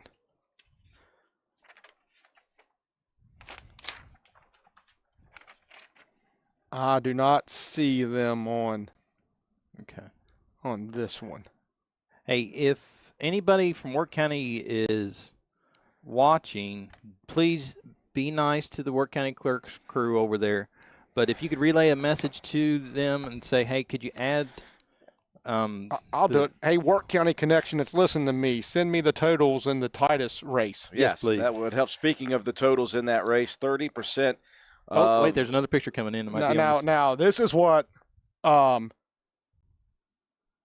with just my connection to Jackson County, is reporting that Gerald Titus, with just 5 precincts in, is carrying 47% of the vote in Jackson County. Okay. So that's a very good number for Titus. That's what he's got to do. You know, you're starting to get into his territory, home territory at that point. We've been tracking these back and forth, and again, we're watching this race closely. It was up at like 1,700 votes for Kirkpatrick, and now with 30% of the precincts reporting, again, Gerald has closed that gap a little bit down to 1,100 plus votes. So what do we have, Joe? Do you have our results for our first little bit here in Roane County? Yes, I do. Go.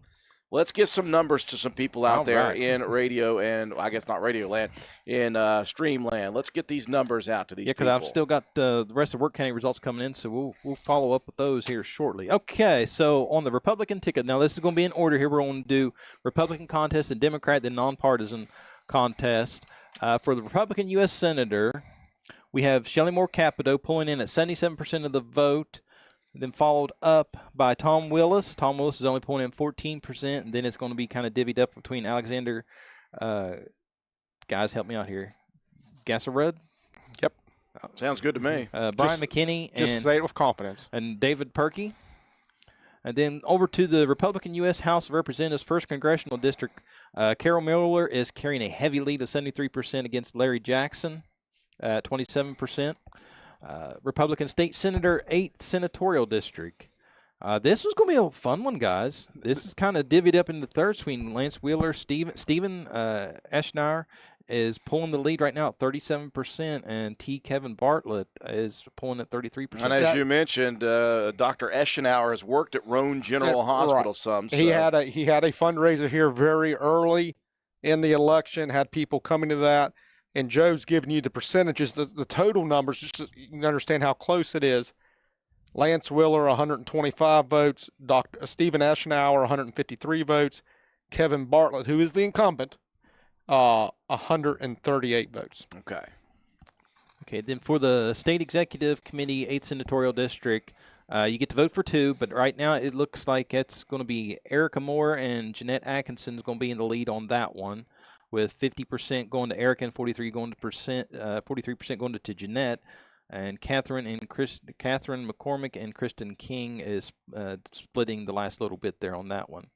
For the Senatorial District male, it's going to be between 2 people, and right now it looks like Randy Wayne Halstead and Stephen Carter Eschenauer are in the lead on that one, with 33 and 27% on those. Here's the one of the highly contested contests tonight. County Commissioner Ben Shamblin with 64% of the vote over Philip Linger with 36%. And Josh, we talked about this earlier. We don't know what the precincts are, but it's pretty safe to say this is going to be Spencer District. That's exactly what I was getting ready to say. Do we have the number of precincts that have reported? It should have been on that first page. We don't know the specific ones, but how many districts? This was 3 of 17. So 3 of 17 right now. And then it looks like some absentee votes, maybe. Very limited. But this is the numbers on that race, Joe, 158 for Philip Linger, 285 for Ben Shamblin. Initial thoughts, I agree with you. We don't know. Yeah. But these are likely Spencer precincts. So this is an area likely, this is just us guessing, outside of their home territory in our county. Right. Yeah. And, it's only 130 votes at the moment. But look at the percentage. Right. So that if you're Ben Shamblin's very happy with these early numbers. Right. Now it's 3 precincts. Things can change, but if in a race like this, if we get to the point we have 6 or 7 of the 17 precincts in, and he's still carrying 64%, that's going to be a hard number to overcome. Oh, absolutely. So we'll go back here. Okay, come on now. There we go. Okay, so the Republican Executive Committee, 1st Congressional District female, Erica Moore is in the lead at 59% over Jeanette Atkinson on 41% on that one. And it's funny, the District 8th Executive Committee, same 2 candidates and the same exact numbers, 59 to 41. That go in the same direction, and on the Executive Committee 15th District, same numbers, same candidates going in the same direction. Erica Moore, 59% against Jeanette Atkinson's 41%. Now we're going over to the Democrat ticket. Now this looks like a big swing of numbers here for U.S. Senator on the Democrat ticket. Rachel Fetty Anderson. Not the same one. No. Okay, so here's an interesting topic, guys. Is Rachel pulling this big of a number in Roane County because there's a lot of people that think that it's our very own Rachel Fetty? I think so. I messed it up, so who knows? Because I seen her sign, and I thought it was really strategic. It said Rachel Fetty great big, and then Anderson really small below that. That's a very good point. The one thing is I have seen the Rachel Fetty Anderson signs around. I would think there's probably something to that because of that list of names you see there, if you follow politics, you remember Jeff Kessler from being in the Charleston in politics. That's a name he's ran before, so that's a little bit of a recognizable name, which is why he's carrying 40%. But yeah, that it's interesting. But also, if no one else has put out a sign and you're a Democrat and you're voting and that's the only name you saw, that probably means something. Yeah, because I seen that and I asked Cena about it. She's like, no, that's not the same. Because I was in the same boat that you, Drew. I thought the same thing. Yeah, So I think strategically that was a pretty smart play on her part. Make Rachel Fady great big and then Anderson real small, because obviously it's working on this first round of numbers. For the U.S. House of Representatives, 1st Congressional District, Vince George is pulling in 54% of the vote against Britt Aguirre with 46% of the vote. For the Democrat State Executive Committee 8 Senatorial District female, this is another close one. Amanda Eastep Burton is in the lead with 38% of the vote, followed behind. Oh, no. Amanda Shelton is in the lead with 38% of the vote, with Amanda Eastep Burton at 33%, and then Virginia Jenny Moles with 29% of the vote. Next up is Democrat State Executive Committee 8 Senatorial District male. Now, there's going to be 2 winners out of this one, and on this one, it looks like, as of right now, it's going to be Mike Pushkin with 30% of the vote, with Keith Lady with 23% of the vote, and then everybody else kind of just divvying up the rest of the votes on there. Here's the one that Josh has been watching heavily. The Justice of the Supreme Court of Appeals, Division 1. Gerald Titus with 78% of the vote, Josh. And that's what he had to do, if not more. 646 votes. Kirkpatrick's the next highest with 74. And so it's not even. And we can talk about that. We got a lot more numbers statewide coming into that. Gerald Titus is building his lead in Cabell County. Martin Red Hat Sheehan is going to win Brooke County. I believe that's where he's from. He's well up all right there. But so, by the way, numbers from Wirt County for Gerald Titus, 36% of the vote in Wirt County right now. So, which I think was about 100 vote lead, if I remember looking at those numbers. 100 and, well, a little less than 100 now against Kirkpatrick. So. He's winning. So what counties is Titus winning? He's winning Cabell. He's winning Jackson by a fair margin at the moment. No reporting in Kanawha County. He is doing Ohio County is split. Putnam County. He has built with only 1,200, 1,300, about 2,300 votes. Titus is carrying over approximately 700 vote lead.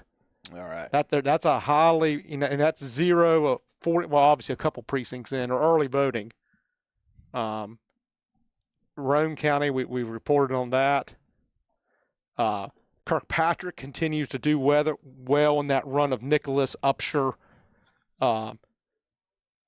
Titus continues to do well in Wood, so he needs to run Wood, Jackson. Yeah. Mason County was reporting, and a lot of those. I'm looking at the precincts, Josh. That's where I get excited. A lot of these numbers from these counties are still no precincts, so right. I'm going to assume those are still early vote / absentee now, because like Roane County, it's showing. Roane County showed some. Wirt County showing some precincts that's already reported. So a lot of these numbers are still early votes. Right. And so it's kind of hard to figure out. He's winning Mason. It's very close in Mason at the moment, but it's starting to set up. If Gerald Titus is going to do well, that Mason, Jackson, Roane, he's winning Wirt. Yeah. You would think he would do well in Calhoun, maybe Clay. Of course, that's starting to get into that Raleigh. I mean, Clay's not in that Fayette, Raleigh. Putnam would be the Titus campaign has to be happy with those early numbers in Putnam County. Okay. They have to be happy that they're winning in Cabell County.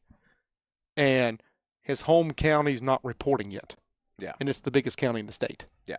So that's what they're going to be looking at. Okay, let's get back to the numbers here. I know people are looking for eventually that Board of Education thing. So let's we're going to save the best for last on that. Yeah, let's get through these. Justice of the Supreme Court of Appeals District 2, Tom Ewing is at 57% of the vote against Bill Flanagan's 43% of the vote.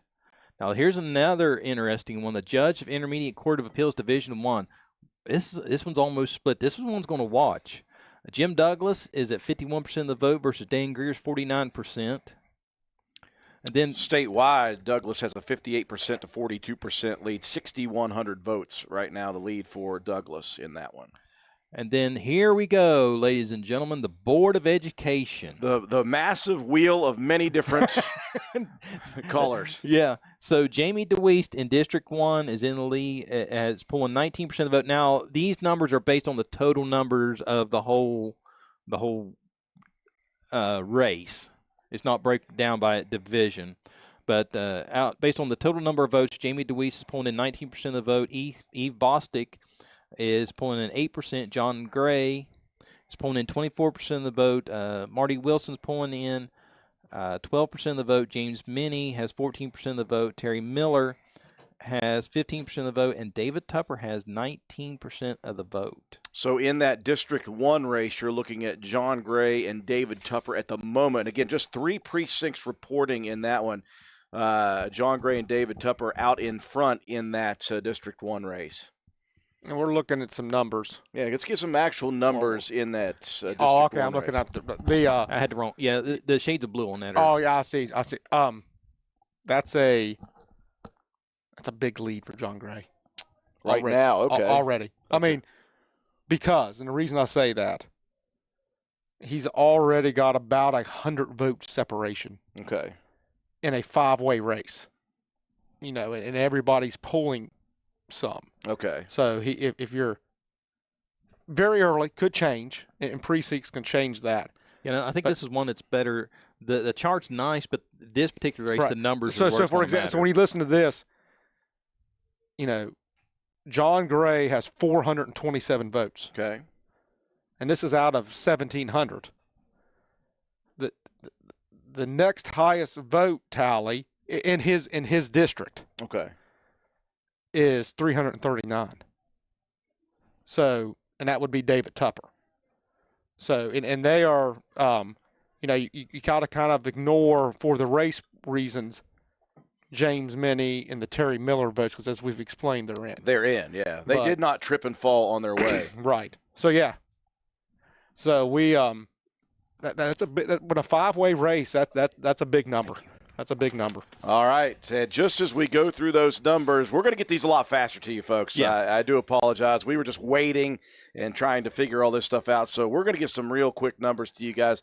That was 3%, or 3 precincts reporting out of the 17 here in Roane County. Right. The 2 races that we're looking at, most importantly, again, early on the lead for Philip Shamblin over Ben Shamblin over Philip Linger. I got those two confused. Right now, the lead significant for Ben Shamblin, and then in the Board of Education race, of course, Terry Miller and Mr. DeWeese are already in, and so the 5-way battle for that District 1 right now being led by John Gray, David Tupper in second place in that race. So those are the 2 main ones that we're looking at in Roane County. And for the Conservation District Supervisor, Rick Mullen is pulling in a big chunk of the vote just for himself. He has 51% of the vote versus Paul Harrell's pulling in 33% of the vote, and Russell Way is pulling in 16% of that vote. So, gentlemen, if you guys want to entertain the masses here, I will get started on the updated. We now have 8 of the 17 precincts. Are we on camera now? Let's make sure we're on not yet. camera. You are now. You're talking about those local votes, Joe, in that 8th senatorial district. Now, that's the senator here in Roane County. So all 17 precincts here in Roane, but also 14 in Putnam, 58 in Kanawha, 9 in Jackson, and 11 in Clay. At the moment, Lance Willer, this is out of 1,500 votes. Lance Willer's carrying about 41%. Eschenauer is at 30%. He's about 150 votes behind, and Bartlett's right behind Eschenauer, 440 votes. That's one of those races. Bartlett, now he was the incumbent. He had the endorsement of the governor, and very early he's coming in last. Yeah. The other one that's interesting to watch, the 10th district. This is Fayette, Greenbrier, Monroe, Nicholas, Summers. Another Senate race that the governor had some strong words for endorsements. He endorsed Jonathan Comer, according to his Facebook page. This is going up against the incumbent Vince Deeds. Right now, Deeds is carrying 71% of the vote. The governor did not make an endorsement in the 11th, the 12th, the 13th, the 14th, in the 15th, there's nothing reporting. He did not report in the 16th, and we're not getting any votes out of Kanawha County at the point. There's a couple interesting races there. They might end up being one of the ones that waits till the end of the night. They very well might be, which is going to be significant for the Supreme Court race with Gerald Titus because that's his home county. Yeah. So I'm sure he's hoping for a good night in Kanawha County. All right, now looking still very close in that, obviously. 180 precincts reporting just 11%. Right now the lead at 2,600 plus for Kirkpatrick over Gerald Titus. And again, that's extremely close with all those still out to go. So Exactly. Now some of the governor's endorsements in the House side appear to be doing well right now. Two of the incumbents that he came out against are losing for very low numbers at this point, but pretty significant percentages. So interesting trends we are starting to see in the state. U.S. Senate Shelley Moore Capito is carrying 68% of the vote. No surprise there. Rachel Fetty Anderson is doing very well statewide. She's up on Kessler by 3,000 votes and 13%. So wow. That's a little bit of a interesting number to look at when you look at politics. You know, we have cough buttons now if you need one. Yes. That's why I brought coffee. That's why I always bring the coffee with me as well. Keeps you lubricated and able to talk all the time, which is what I do. Seeing if we can get an idea of which other counties are reporting so far. And then that other, the Division II race for the Supreme Court of Appeals, you know, Bill Flanagan's doing very well over the incumbent Tom Ewing. 60% to 40% Yeah, of the votes. It's a 10,000 vote spread at the moment. So that's a starting to build. We use the words trends and so forth. And again, we have Roane County numbers. Joe is frantically typing them in right now. 9, is that correct, Joe? 9 of the 17 precincts have reported. 8. I was close. I was close this time. Way closer than I was on Rachel Fetty Anderson. 8 of the 17 precincts reporting here in Roane County, and Joe is almost ready. Almost. In that Supreme Court race that Gerald Titus is in, Kirkpatrick is up about 2,000. He's up 2,300 votes at the moment. He is beating Titus in Raleigh County by 1,700 votes. So that's most of the number. Yeah. Titus is doing very well in Wood County still. This is 33 of the 69 precincts in, so you're starting to, he is up 800 votes. He's starting to increase that lead, and it's Faircloth's still doing very well, but you're starting to see a little bit more separation with Kirkpatrick and Titus. Titus is doing very well in Putnam, extremely well in Putnam County, with only 30% of their precincts in, 15 to 45. He has doubled up Kirkpatrick, 2,073 votes to 918. So that's a trend he's going to want to win Putnam County by 2,500 votes. Yes. You know, that's what he's going to want to do. Jumping back up to Cabell County, with over half of the precincts in, Titus has moved up to about an 800, point spread. So he'll want to continue to see separation there. Kirkpatrick's doing very well in Greenbrier, obviously tremendously well in Raleigh County. If you are the Titus campaign, you probably hope Todd Kirby pulled more of those votes out of Raleigh County than it's happening right now. Kirkpatrick's doing very well in Mon County. He's winning Harrison County. Titus is still winning Mason County, but it's neck and neck. So some interesting things. And Jackson County, looking at that, they haven't reported any more numbers, but appear to be doing very well. Okay. And again, we just keep on watching that, and I keep refreshing it, and this has gotten a lot closer just in that last refresh. The Supreme Court Justice now with just 19% of the precincts, it has gone from all the way at about 2,300 down to 660 votes. Gerald Titus is making up some ground here right now, so 30% to 29%, and they've opened up a little bit of a lead here against Faircloth. So, and again, of course, that separation with the last two is big. So. And probably if you go back up, Faircloth did, as was expected, she carried 2,700 votes in Jefferson County. Kirby actually carried 1,000 votes. Kirkpatrick 869 and Titus 608. So, she jumped. They were reporting. And here's some interesting. Kanawha County's now got some numbers in. Okay. And if you're the Titus, probably what you were looking at, Drew. And this is 22 of 183 precincts. Okay. I'm gonna focus on the top three. Faircloth 1,213 votes. Kirkpatrick 2,676. Titus 4,553. So with 22 of the 183 precincts, Titus is up 2,000 votes already in Kanawha County. Okay. So that's, they are, if you're with Gerald tonight, I think there was a get together in Charleston. They were very happy when they saw those numbers. Continues to do well in Putnam and some of these. So Kirkpatrick seems to be doing very well on that run, kind of up the central part of the state.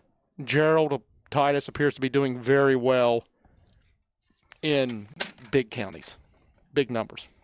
We are just a few seconds away here. Joe is putting in the final numbers. Again, 8 of 17 precincts have reported here in Roane County. The numbers we're going to show you again, the state races, the numbers we're showing you are just the Roane County numbers. They don't reflect the exact nature of the state-wide portion of it. It's just Roane County's numbers as our precincts roll into these statewide races. And, of course, everybody is focused on the local races. The two main races we're going to update you guys on with 8 of 17 precincts reporting is that county commission race between Ben Shamblin and Philip Linger, and, of course, the Board of Education District 1 amongst those 5 candidates. Are we ready to go, Joe? Yes, and I'll also report I do have updated numbers for Wirt County as well. So once we get through here, we've got Wirt County numbers let's to do report. it. All right, so let me do a little razzle-dazzle here. Call it. All right, so the Republican for U.S. Senator, Shelley Moore Capito, no surprise, is pulling a huge lead out of Roane County, 76% of the vote. Let's go on down the list here. Wait a minute. I lost my buttons here. There we go. There's my buttons. Okay, so for the House of Representatives, 1st Congressional District. The only race is going to be who's going to have the higher percentage. Yeah. Shelley Moore Capito or Carol Miller. Yeah. So Carol Miller's pulling 75% of the vote on that one. And why is that one not pulling up names? Current slide. There we go. All right, so for the state senator, 8th senatorial district, again, guys, this is a close one. Between Lance Wheeler, Stephen Eschner, and Kevin Bartlett, it's a 37% for Stephen Eschner, 30% for Lance Wheeler, and Kevin Bartlett's pulling 33% of the vote on this one. Now, Joe, that's the Roane County votes, obviously. There's Right. a little bit more separation when you look, because as we said, there's 11 votes in the Clay, 11 precincts in Clay, 9 in Jackson, 58 in Kanawha County, 14 in Putnam, in addition to the 17 precincts in Roane. Lance Wheeler's carrying about 41% of the vote, so he is in the lead. He has about a 200-point lead. Bartlett is in second with 30%. Stephen Eschenauer, 29%, but there's only 3 votes that separate 3 them. votes separating those two. So very close. Okay, then for the Republican State Executive Committee, we vote for 2. And again, it's Jeanette Atkinson and Erica Moore in the lead on those. Erica's pulling 50% of the vote just herself, and then Jeanette's pulling in 42%, and then Catherine McCormick and Kristen King are pulling in the rest of those votes.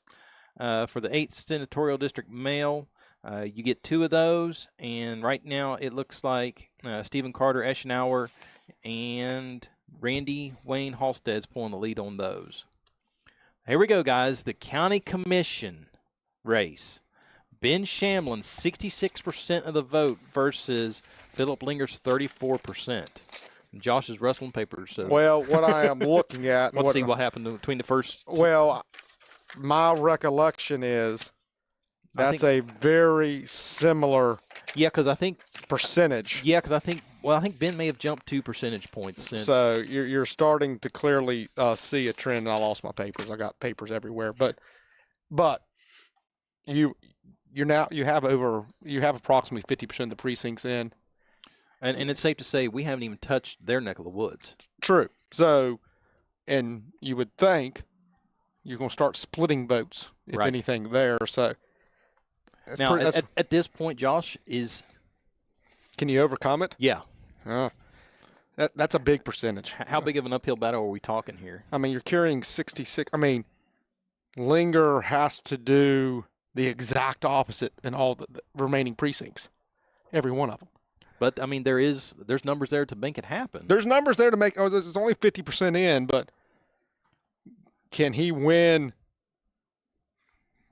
You know, those southern, like we said, we're assuming some of them southern precincts. Yeah, by the same amount. So those are big numbers early on, and the fact that you're starting. Obviously, you're getting outside of Spencer. Right. We assume those early precincts were from Spencer. When we were looking at 3 precincts, he was carrying 64%, whatever. Yeah, it was about 60. Yeah, 60, 64, yeah. So now he's carrying 66. Yeah. There's some separation there. Halfway through, so Ben Shamlin with a significant lead right now in that county commission race. If assuming that the next results come in are not all the precincts, if those percentages stay the same and we get 2 or 3 more precincts, it's over. Okay. Then for the Republican Executive Committee, 1st Congressional District, Erica Moore is still in the lead at 60-40. A little tighter race on the Executive Committee between Erica and Jeanette. On this one, Erica's still in the lead at 58%. Then for the Delegate Executive Committee for the 15th District, it's another 60-40 going to Erica. Then on the Democrat ticket for U.S. Senator, Rachel Fetty Anderson pulling a big lead here, still at 39%, and the closest one to her is Thornton Cooper with 22%. For the House of Representatives, Vince George pulling in 55% of the vote versus Britt Aguirre at 45%. For the Democrat State Executive Committee, female, Amanda Shelton again's in the lead at 38% of the vote versus Amanda Eastep Burton at 33%, and Jenny Moles with 29% of the vote. For the Democrat State Executive Committee for the males, you get 2 on this one, and Mike Pushkin and Keith Lady is in the lead with those. Mike's pulling in 29% to Keith's 23%. And then the Supreme Court Justice of Appeals, Division 1, no surprise, Gerald Titus is lead. I believe Josh has gone up 3 percentage points because he was pulling 75. Am I correct on the first one? That sounds right. And then he's up to 78 on this one. And the next closest is Kirkpatrick, only pulling in 10% of the vote on that one. So, which is exactly what, if you're Gerald Titus, you had to see. Yeah. In Roane. I mean, it's your home county. You have to do that. So for the Court of Appeals, District 2, another close one, guys. Tom Ewing pulling in 56% of the vote compared to Flanagan's 44%. And I can't check. My computer's dead again, Joe. Oh, my God. Right, not dead, internet. But it's okay. Okay. Let the people hear the votes. Okay. And then for the Court of Appeals, Division 1, Jim Douglas is pulling in 52% of the vote to Dan Greer's 48%. That's another close race. Okay, Josh, I'm going to need your numbers on this one. Okay. This is the Board of Education. I'm just going to read the percentages, and then you break down who goes where. Will do. So Jamie DeWeese. Let me make sure that I get the right shade of blue here. It looks like he's pulling in 9% of the vote. Eve Bostic is 7%. John Gray is 24% of the vote. Marty Wilson, 11%. James Minnie, 14%. Terry Miller is 15%, and David Tupper is 20%. Now, that's for the overall race. Josh is going to break it down into what districts and who's winning what. Well, James Minnie and Terry Miller, as we explained, are in by their districts. Jamie DeWeese with that 9%, that represents about 223 votes. Eve Bostic, 176. Marty Wilson, 275. It's becoming a two-man race. And then there's even starting to be some separation. David Tupper's carrying at 19.5%. He's got 487 votes. John Gray has 595, carrying 20%. So as this continues, and those numbers sound percentage-wise very close to what we had before. And we do have 15 of the 17 precincts now in, so Joe's 13, job gets 13. Oh, he told me 15. Give me internet back first, Joe. Yeah. All right, I'll get you internet, then we'll cover Wirt County, and then I'll put some more numbers in. Caleb Greathouse has got to tell me the correct numbers. He told me 15 out of 17. I don't think he knows his numbers. And he has an accounting degree. Yeah, I know, that's kind of scary. I'm just saying. So we have 13 of 17 reporting, and we got to get these numbers into these people. Let's get it done. Let's go. Let's go. Let's go. So let me pull up some Wirt County numbers here real quick. Okay, so for Wirt County, for County Commissioner, Stephen Settle has 347 votes, pulling in 58.61% of the vote. Bob Gano at 136 votes. He's the incumbent, pulling in 22.97% of the vote. Ken Petrie Sr. has 109 votes, pulling in 18.41% of the vote on that one. For the Justice of the Supreme Court of Appeals, here we go. Josh, you ready? I'm ready. Okay. So let me pull it here. Gerald Tide is 276 votes out of Wirt County, pulling in 36.51% of the vote. How many does Kirkpatrick have? 189. Okay, so and honestly, those are the closest two. Because the next closest is Laura Faircloth with 114. So I mean, it's not even close. It's down to those two. Statewide, Kirkpatrick is up about 5,000 votes at the moment. Refresh again. Well, yeah. And I'm trying to see. I'm assuming another county has made a report. Raleigh County is now up to 50% of its precincts in, and I think that's I mean, here's the separation. Kirby is getting some votes in Raleigh County, but right now Kirkpatrick has 3,792 votes in Raleigh County. Titus has 283. Okay. So there is the separation. Titus continues to be doing good, and his campaign's going to be looking at Wood. They're about a halfway in. He's carrying an 800 vote lead over Kirkpatrick. Roane, there's going to be a pot of votes there. They're going to be interested in Clay. They're going to be interested in Wirt. Mason County is still extremely close. Kirkpatrick's doing well in that Marion County area. He's doing well in Monongalia County with all of Monongalia County's votes in. They're reporting all 43 precincts. Okay. Faircloth, 3584. Kirkpatrick, 3238. Titus, 1687. So the separation that Kirkpatrick has over Titus at the moment has come from Raleigh County and Mon County. Those two counties. Kanawha County has not reported. They're still only at 22 of 183 precincts. As we reported, Titus had a 2,000 vote lead out of that. And Fayette County reported Kirkpatrick beats Titus by 1,200 votes in 11 in Fayette County, but that's home territory. Yeah. Cabell County with 52 of 68 precincts reporting Titus still, and I'm looking over Kirkpatrick. He's up 900 votes there. Yeah. Skipping back down to Putnam County, he's doing this is 30 of 45 precincts reporting Titus 2965, Kirkpatrick 1311. So Kirkpatrick is doing extremely well in Raleigh. He's doing well in Upshur, Greenbrier, Fayette. Did well in Mon County. Titus is doing extremely well in Kanawha, Cabell, Putnam, Wood. So that looks like where this race is separating at. As you would express. I was looking at the statewide race for the 8th District senatorial Republican side. It's kind of closed in a little bit. Lance Wheeler still leading. He's got about 130 vote lead over Kevin Bartlett, but 38%, 32%, 30% for Stephen Eschenauer. So there's a lot. That's not a lot of separation amongst those with just 28% of the 109 precincts reporting in that one. So we're not sure how that's going to end up. That's one to be looking at. And I'm receiving word that Wirt County is 10 for 10. Yep, 10 for 10. So we'll have the final results here shortly. My contact is sending me messages as we speak, so we'll get to that here shortly.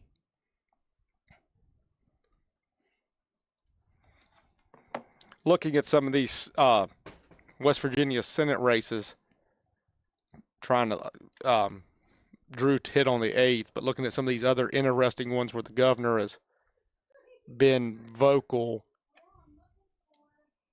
Vince Deeds, I mean, this is with 49% of the precincts reporting, is carrying a 67 to 33% lead. That's pretty significant. Another one that the governor got vocal in, this is one we pointed out. Now, this is 23% of the precincts in. Tom DeCubo. That was one. It was a lot of money poured into this down in the Kanawha County area. He's carrying 56% of the vote.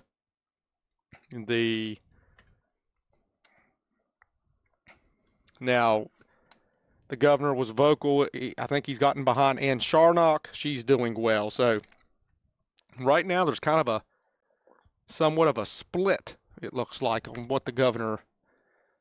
what his endorsements have done so far. And that's something that we'll be watching. Well, see, more. we talked about that earlier. Is it going to help or is it going to hurt or is it going to split? Not necessarily a trend that you could come with yet. Yeah, not yet.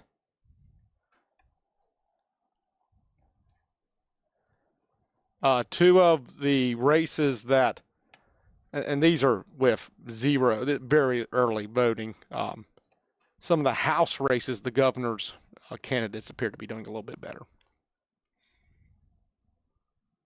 Again, we have 13 of our 17 precincts reporting here in Roane County. Joe's working the numbers quickly, and we'll get those to you as quickly as possible. Again, the two main races that we're watching right now with officially what we have, 8 of the 17 precincts in that county commission race. Looks like Ben Shamlin with a significant lead, about 64% over Philip Linker. Again, some of those southern precincts maybe yet to report. And then, of course, in the race for Board of Education, 2 of those 7 people who are entered in the Board of Education race, District 2, District 3, of course, Deweese and Miller, they are in. And then the District 1 one that we have 5 different candidates working for that one seat. At the moment, 8 of 17 districts, or 8 of 17 precincts reporting. John Gray with a 24% lead to 20% for David Tupper. That represents about 120-some votes right now. So we do have updates for that, though. We do have 13 of 17, and as soon as Joe gets those in, we're going to bring those numbers to you guys when it comes to Roane County. But a lot that's still to be determined here tonight. And give us an idea, Josh, of how long it may take to get these full numbers in as far as these big state races go. You know, it's not like the old days when you stayed up to 2 or 3 o'clock in the morning. I would, it's about 40, 50%, 40, for example, that Supreme Court race we've been watching really close. Polls have been closed now an hour and a half. These are, I didn't have a button, but I got it if you need it. Yeah. Point me. Just point at you. This is the reporting of 42% of the precincts in the state. Okay. So, again, we're almost halfway there. What we don't know, Joe's hit on this earlier, are some counties just waiting to Wirt County, if I go back to that list and I'm looking county by county, I've got the final list on my phone. Right. Well, I'm seeing it like on Metro News. Okay, yeah. Gotcha. Let's see if it's been Updated there. Yeah, they're in now with 3 of 10, but we know they're done. So Yeah. we're probably getting close. We'll hit that 50, 60%. I'm trying to look at some of the counties to see who hasn't. We haven't gotten any reporting from Monroe or Morgan, which aren't huge counties. Ritchie has not reported anything. Pendleton, Wayne. If you're the Titus campaign, you're doing well in Cabell. So you would hope that you're going to do well in Wayne, so that's something we're going to look at. In Kanawha County on the Metro News site, it's still only reporting. It's aggressive, isn't it? That's an aggressive rip, I'll tell you. Hey, I'm down to the last page. I know. only 22 of 183. So one thing that Titus is carrying that county, a big county by that much. Yeah. Now, if Kanawha County is the last county to finish up, that's a county that's big enough that could switch it on the last county. Yeah. Okay. So way too much still to be determined. Way too Now, much. Yeah. can it switch it like a lot or just a lit? Like, is it going to be close or can it like completely? Well, I mean, for example, 22 of the 183 precincts are in, and you've already have 45, 7. You already got 8,000 or 9,000 votes. Okay. So you can look at the total vote numbers that you're going to have. We have updated numbers. Yes. Joe? Yes. You need a breather first before you go through them again? I was thinking. I'm checking my Wirt County numbers here real quick. Okay. Yep. Okay. So I know where to start at on. And Drew, one thing that we're looking, these are unofficial numbers, but this gives you an idea of what we're dealing with too. With 13 of 17 precincts in, voter turnout's at about 19.5%.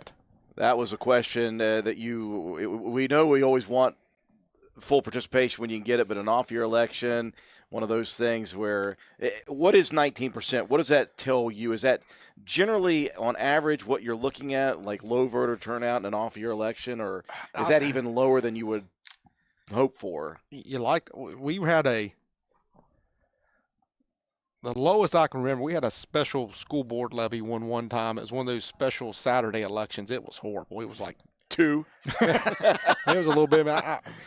If Charlie White was listening, he could probably text me. It was low. I want to say it was in the teens. You never like to see a number 19%. Yeah. But what it does,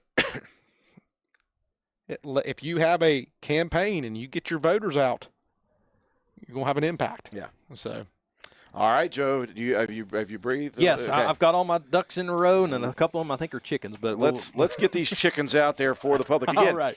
For Roane County, again, these statewide results are only Roane County results on our screens. You have to go to Metro News to get the full statewide results. But these are 13 of our 17 precincts reported, right. correct? And once we finish with this, I've got all 10 of 10 for Wirt County. So Beautiful. Thank you, Wirt County Clerk's office, the whole crew over there. I don't want to mention any names because I know I'll forget somebody over there. But the clerk's Josh's office, contact is now my contact, and she said, "Don't you dare tell who this is." Yeah, that's my contact. I'll tell you exactly who it is after we get off air. To the clerk's office, the prosecuting attorney's office over there, thank you all so much for keeping us straight over here. We greatly appreciate that. So on to the numbers. For Republican for U.S. Senator, again, no surprise, Shelley Moore Capito is just cleaning house on this one, just what we expected. Although I got to give Tom Willis credit. He's the next one in line at 14% of the vote. So, looking at that race, it makes you wonder. Although he aggressively, yeah, because I don't remember seeing a single Shelley Moore Capito sign anywhere. anywhere. Oh no, he probably put out more signs than Shelley Moore Capito is a powerhouse in politics in the state. You kind of wonder. But Willis went after her voting record and so forth. When this campaign started, I kind of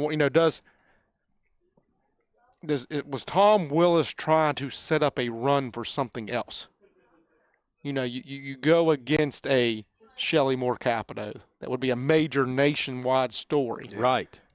but you run I mean, there's a lot of people in the state now who know who Tom Willis is. So does he come back? I mean, he's in the state legislature, but does he come back and run for another statewide? You know, does he run for an auditor someday or a treasurer or something? So yeah, because I mean, his name's out there, his face is out there. So right, I mean, his campaign spent money. Statewide, these numbers reflect as well 67% for Shelley Moore Capito, 17% for Tom Willis statewide. So Roane County's numbers even a little more in favor of Shelley Moore Capito. And I'm assuming he's an Eastern Panhandle guy, so I'm assuming if we looked at Jefferson and some of those counties, he may have done well over there. All right, for the House of Representatives, Carol Miller, again, no surprise there, taking the majority on that, 75% to Larry Jackson's. Drew, are we looking about the same thing across the state? Real quick, pulling that up, 72% for Carol Miller, 28% Larry Jackson. So just like the previous race, Roane County is pulling a little heavy, but still staying in line with the state. Yep. And again, guys, the senator race, holy cow, it's margins here between Eschenauer, Wheeler, and Bartlett were all within a couple percentage points of each other. Yeah, 139 votes for Wheeler statewide. Well, that just means total for our 8th district. 37% for Wheeler, 33 for Bartlett, 31 for Eschenauer. But again, the separation of votes is 200 total. Yeah, and you know, if I'm Dr. Eschenauer, I probably hope that total in Roane County was higher. Yeah. He had a fundraiser here earlier. If you had we've talked about the hospital. It'd be interesting to see how he's doing in Jackson. Yeah. But I mean, that's such a, you know, we've only got, as I said, Lance Wheeler is a commissioner in Kanawha County. And now it's not all 183 Kanawha County precincts, but last report, there's only reporting, I think, 22 precincts. Yeah. So there are Plenty 36 more Kanawha County precincts yet to come in. Yeah. So if I'm Eschenauer, he's probably got a hill to climb if he wants to get back in it. And I'll just speak to him a little bit because, like I said, there is a little bit more of, I guess, a local connection there. Yeah. But that's what happens when you get into these senatorial districts that hit multiple counties. So for the female Republican Executive Committee, Erica Moore is pulling the lead with 50%, Jeanette Atkinson 41%, so both of those are probably going to get those. Those numbers haven't really changed. For the male, it's going to look like it's going to come down to Stephen Eschenauer and Randy Wayne Halstead on that one. County Commission, here's the next one, guys. These numbers have stayed the same. Percentage-wise, this have stayed exactly the same. It's over. I mean, I think you can call it's not over. We don't have the last. Josh Downey is calling his first race of the night. And I'll tell you why I do that. There's only 3 precincts left. There's a 250-point spread. Okay. Not sure the votes are there. And the other thing, we're seeing a very consistent percentage. What is the number of votes to the number of votes officially? With 13 Linger 315, Shamblin 564. Okay.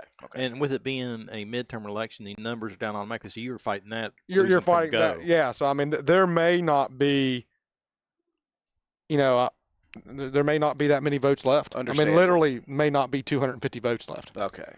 So that was one of the big races that we've been watching, obviously. Absolutely. And that tells me Shamblin probably did get a bump from. It's a recognizable name. Mm-hmm. You can't ignore that his father's won 2 races, and having the same name of that doesn't hurt. Is that one of those Eddie Murphy movies? The Name You Know. Yeah. Jeff Johnson, The Name You Know. Yeah, because I mean, other than that, we talked earlier. Like it was kind of the race of the parallels. They're both from that same part of the county. They're both small business owners. They're both well known. So it was, when they can release the precincts individually, it would be interesting to look at that. Did they split their own precincts? Yes. Yeah. What I'm calling their home precincts. Yes. And then did Shamblin do that much better outside, or was this a consistent number throughout? Right. So, okay, for the Congressional District Female Executive Committee, again, numbers are the same, 60-40 going into Erica Moore's direction. The 8th District, again, Erica Moore, 67-33. Delegate, again, For the executive committee, again, it's going in Erica Moore's direction, 68-32. On the Democrat ticket for the senator, we have Rachel Fetty Anderson again in the lead. And guys, is that pretty much pulling across the state? It was earlier, which I frankly, because would be shocked if it wasn't. Well, because Kessler's got a little bit of name, and no, Rachel 36% for you Rachel know, Fetty and at Anderson. this point, this is 60% of the precincts reporting.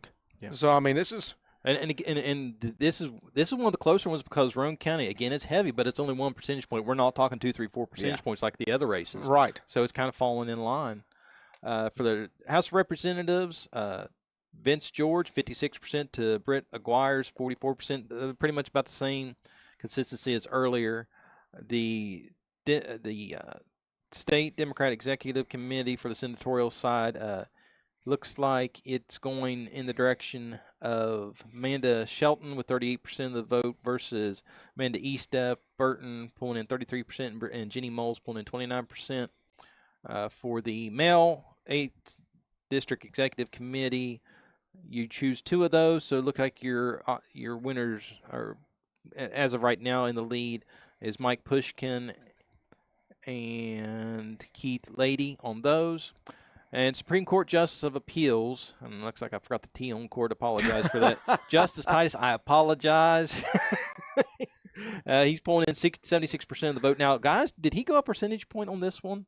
I thought he was sitting at 75 before. He may have. So Gerald's doing very well in Roane County. On the Court of Appeals, Tom Ewing is at 56% to Bill Flanagan's 44%. A small lean going towards Ewing. It's finally starting to turn in his direction a little bit. The spread's getting a little wider there. For the Court of Appeals, Jim Douglas at 53% and Dan Greer at 47%. All right, Josh, here's where I need your expertise again, sir. Here's the percentage numbers for the Board of Education. Again, Josh will give us the breakdown, but Jamie DeWeese has 10% of the vote. Eve Bostic showing 7%. John Gray, 23%. Marty Wilson, 10%. James Minnie, 14%. Terry Miller, 17%. And David Tupper, 19%. That's getting, first of all, as we've said, Miller and Minnie are in. So just look at the top 2 of the remaining. There's clear separation. David Tupper, 622 votes. John Gray, 761.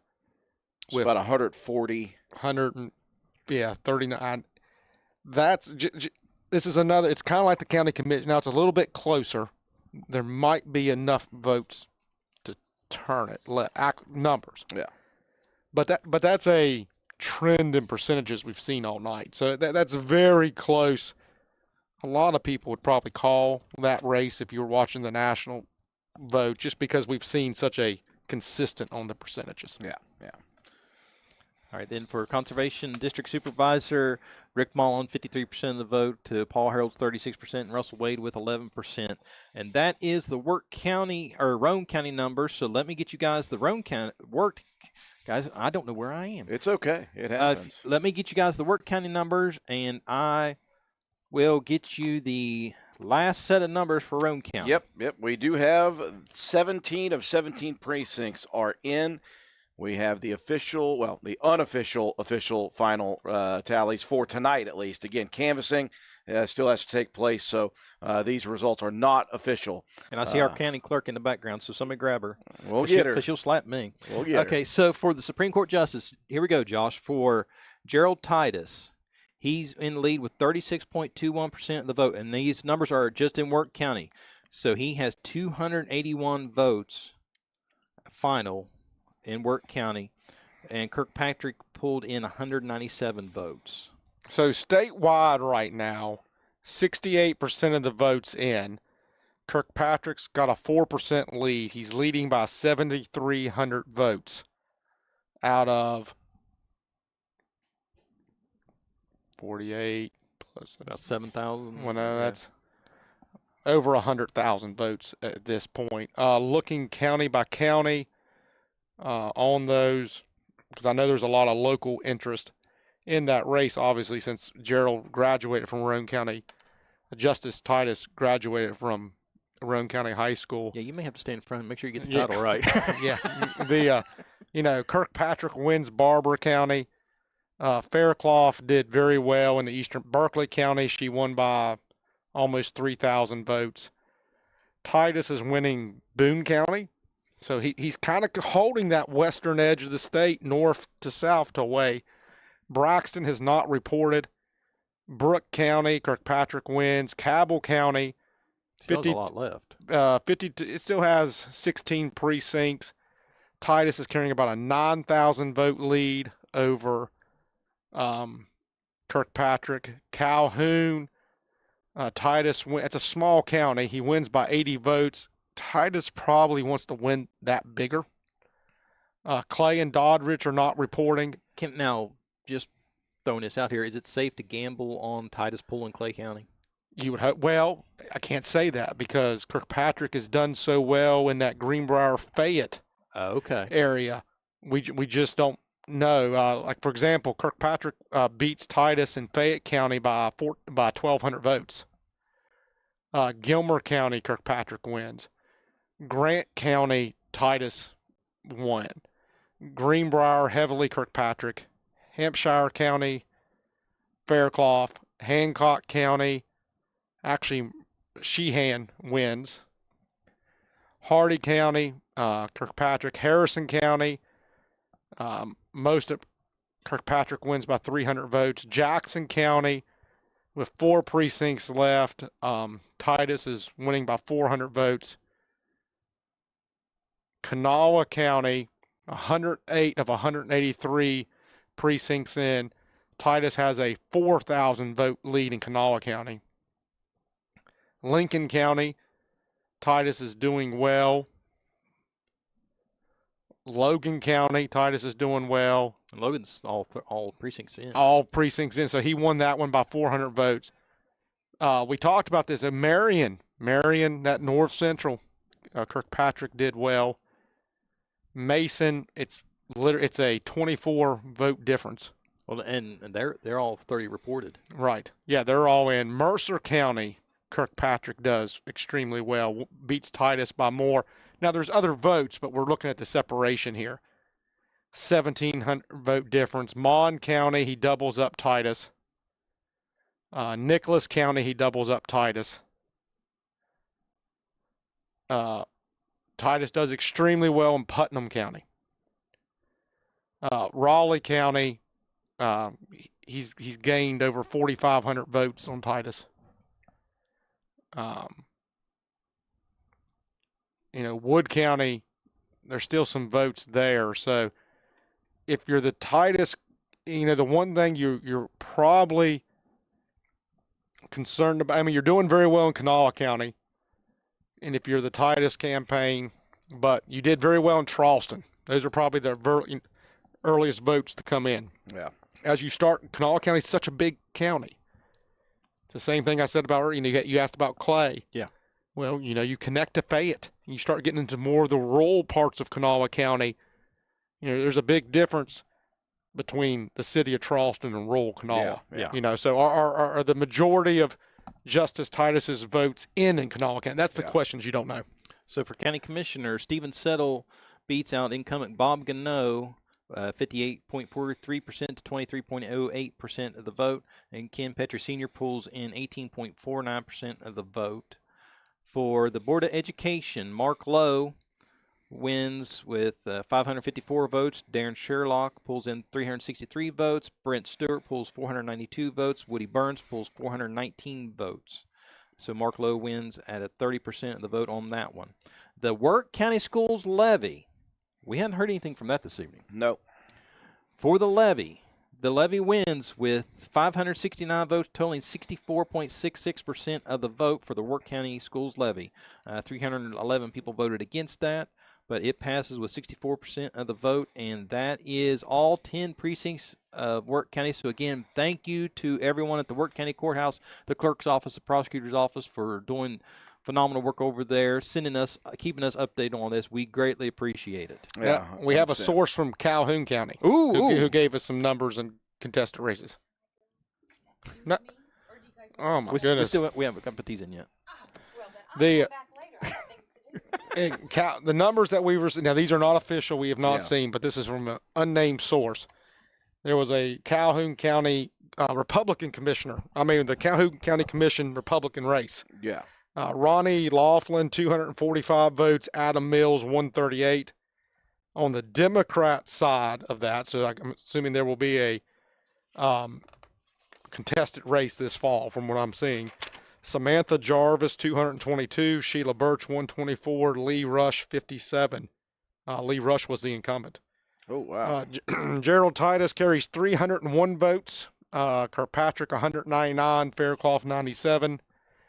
And in the other Supreme Court race, Ewing, 287. Flanagan, 353. And I believe if you look at that, right now you may have both incumbents losing. Yeah. That race there's a 27,000 vote difference in the Ewing Flanagan race. Yeah. And with, we have 28% of the precincts left.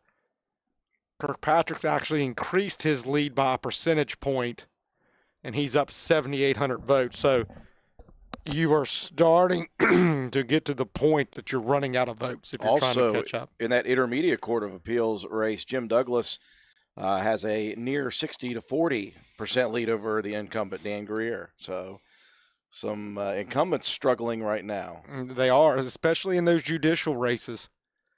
And then going and looking at the state Senate, a few of them we've been looking for. We talked earlier tonight about this, the governor getting vocal in some races. Was that going to help? Was that going to hurt people? And supposedly the state media has called for the Flanagan, the Ewing race. Okay. Just looking up and down there, yeah. So 72% of precincts reporting in those judicial races. So we had some numbers from Calhoun County. I do appreciate the people from Calhoun County helping us, the people from Wirt County helping us get the numbers in from Wirt County as well. Coming up next time, maybe we'll have like 5 different counties of information. Maybe even more. Who knows about that? Again, here in just a moment, we're going to have your final results. These are not official, but these are the final results. 17 of 17 precincts reporting here in Roane County. We'll have the Roane County version and numbers of the statewide races. We'll have the Roane County final numbers here in our 2 main races that we've been talking about throughout the evening in the county commission race between Ben Shamblin and Philip Linger. And then, of course, 7 people vying for a total of 3 spots in the Board of Education race. But again, Deweese in the second district, and then in the third district, Terry Miller already in, or was it Minnie? I've already Minnie, and Miller already in, and so the other 5 names vying for that 1 spot at the moment.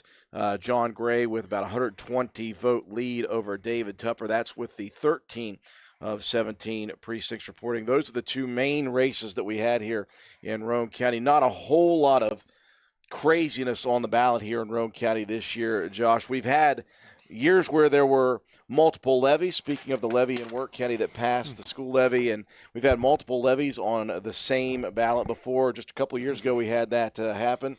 And just one of those kind of off years in Roane County. Not a whole lot of action, really. You're exactly right. It had the 2 contested races. And then, obviously, we've emphasized that Supreme Court race a lot because there's a local flair to it. Yeah, still looking, and just keep refreshing that. Still Kirkpatrick with the lead of 31% to 26% over Gerald Titus, and then Faircloth coming in with 21%. And again, that is 1,100 plus of the 1,648 precincts reporting. And Josh has broken down the numbers numerous times in different places there. And we were looking at these, probably the 2 if you're really into politics, and has nothing to do with Roane County, but just this is the state Senate. 2 of the higher profile Senate races. Vince Deeds was the incumbent. This is Fayette, Greenbrier, Monroe, Nicholas, and Summers counties. The governor endorsed his opposition. Deeds is 55% of the vote in. He's carrying 67% of the vote. So that's looking well for the incumbent. And, is that something that's going to come back and be remembered when the governor tries to get? And then the other one was Tom DeCubo. This is all Kanawha County. 52% of the vote is in.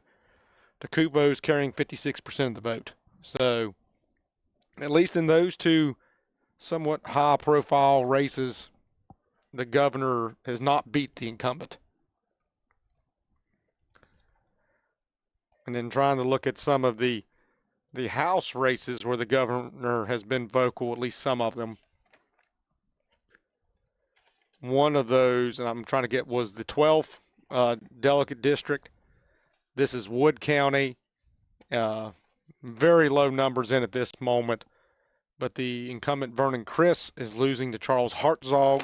Hartzog got the governor's endorsement. And then also in Wood County, I believe the governor endorsed Melissa McGrady.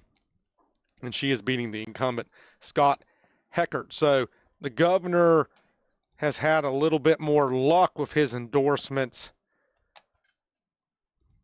in the House than he is the Senate. So is that because it's more local? You're mostly within one county or one county and a couple precincts elsewhere. But some interesting things to look at and how that's going to impact the next legislative session. Yeah, very, very interesting to think about that. Joe's just about ready. I see the papers getting thinner and thinner, and he's not ripping with so much force nowadays. So well, I know I'm down to the last, so I don't have to rush. One. I don't have to rush for that next batch to come in.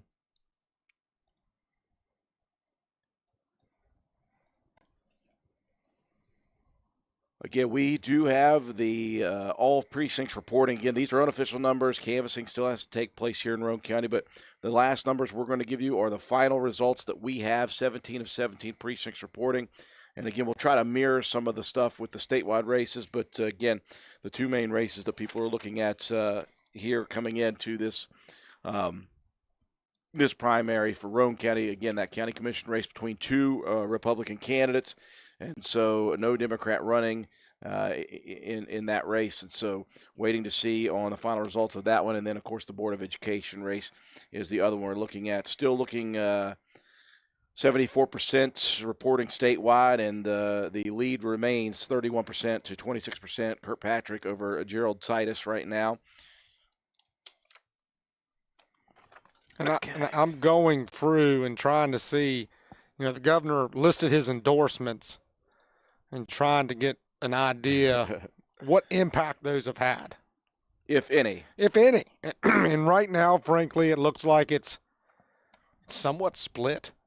Yeah. So, here was another, in the 47th district, this is Greenbrier County and Monroe County. The incumbent was Ray Canterbury. The governor endorsed his opponent, and Canterbury is winning by 68%. Yeah. 68% with 68% of the vote. Okay. So, what this is telling me, at least at the moment, you might have a very interesting legislative session. He's going to be looking at some sour faces. Yeah, that's all right. Yeah, that's all we know. It's going to be interesting, and when he's trying to gather votes, and he has a lot of fast talk between now and November. Yeah, well, in politics, you can make up quickly. You can make up quickly. Yeah, you can make up real fast. He has a long summer. Yeah. All right, Joe has filtered the numbers in. These are our final results.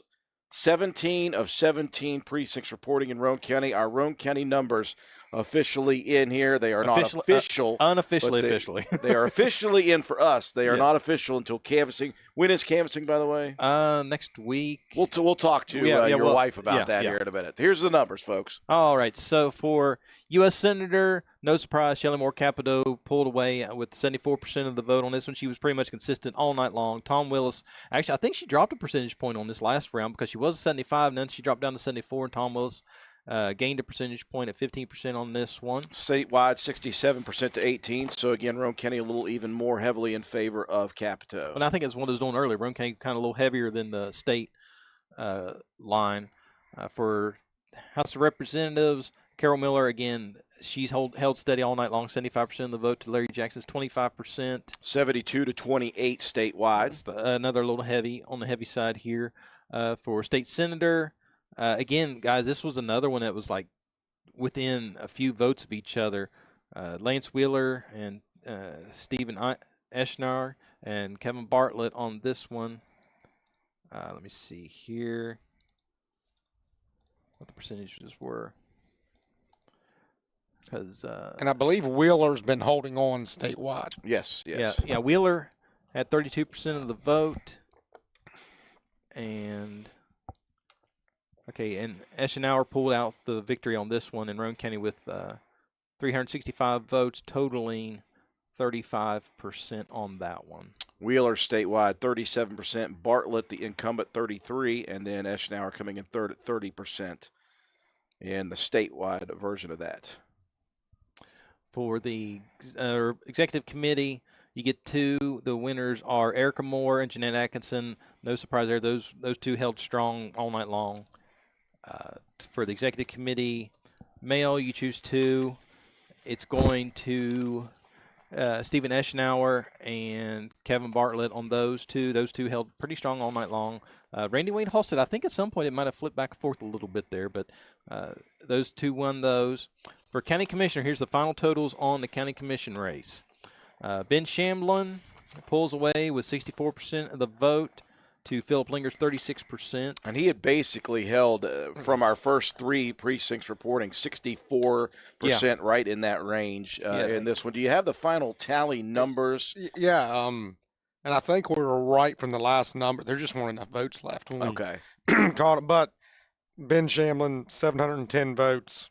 Philip Linger, 401. Okay, so Shamblin kind of held on from the beginning of our of reporting all the way throughout. And this is one of those races where, with the Republican closed ballot, it's a wonder how much closer that race could have been if the independents could have been able to vote on it. Who knows? So, that's one of those what ifs.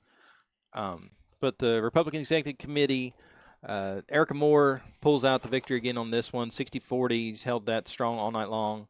And the other executive committee is going to Erica again, 60-40. And Erica's pulling again on this executive committee, 61-39. Going over the Democrat ticket, it is Rachel Fetty Anderson pulling the victory out of this one at 36% of the vote. Where are we at on the state on this one? In which race? The Democrat U.S. Senator. The Rachel Fetty race. Okay, we've got statewide Fetty with, or Anderson, I should say, with 34% to 27 for Kessler. That's a 5,497 vote lead statewide. Okay. And then for the House of Representatives, Vince George wins with 55% of the vote to Britt acquires 45%. That's been pretty much steady all night long. That's much closer statewide, 51 to 49%, 611 votes separating the two. Holy cow. For the State Executive Committee on the Democrat side, Amanda Shelton is pulling out the victory on that one, 38% of the vote. And the male senatorial district Democrats, you choose two on this one. So Mike Pushkin and Keith Lady, those two have been in the lead all night long. So those two have won that one. So here we go. Here's the one Josh's. This has been Josh's pick of the night. Justice of the Supreme Court of Appeals, Division 1, Gerald Titus pulls out a huge win out of Roane County. 75% of the vote going to him. The closest was Kirkpatrick with 11% of the vote. And if things hold up the way they're trending right now, with 75% of the vote, Kirkpatrick is holding about a 9,200 vote lead. Yeah. That's increasing. He's now up to 6% lead. Frankly, Titus probably needed a bigger percentage of that in Roane County. Yeah. And I'm losing my voice a little bit, so bear with me, people. But can all overturn that? And I've been looking at those numbers too. Very early, Titus built a big lead in Kanawha County, like 4,000 votes. Yeah. And it's kind of the thing we brought up and talked about earlier. As more precincts have come in, that has not increased. That's what needed to happen. That's for what him. needed to happen, which is telling me those more rural parts of Kanawha, you know, go look at Fayette County. Kirkpatrick beats Titus by over 1,500 votes. Well, that's only half, a little over half. And Precincts that's reported. half of them so far. Yeah. So it would be interesting to look at if you went and looked at the Kanawha County precincts. As you go to those precincts that are near Fayette County. How much bleed over? Yeah. Exactly. Yeah. Exactly. So, you know, we're looking at Kanawha County, 108 of 183 precincts in, and Titus is holding at about a 3,800 point lead. So it hasn't really increased. the way It you would hasn't like it to. increased. And when you look at some other counties, I mean, when you look at Raleigh County, I mean, Fayette County, that's a huge bump Yeah. for Kirkpatrick. So for the person from local Roane boy. County, our local boy, you do start worrying a little bit that you're just running out of time in votes statewide. So we'll keep following that off the air, of course, and try to see the final results on that one. So, And as I say that, 80% of the precincts in, and now it's closed from 6% to 4%. Keep refreshing until it goes the other way. I'll keep giving my numbers, and we'll see if we turn that race around. Yeah. Okay.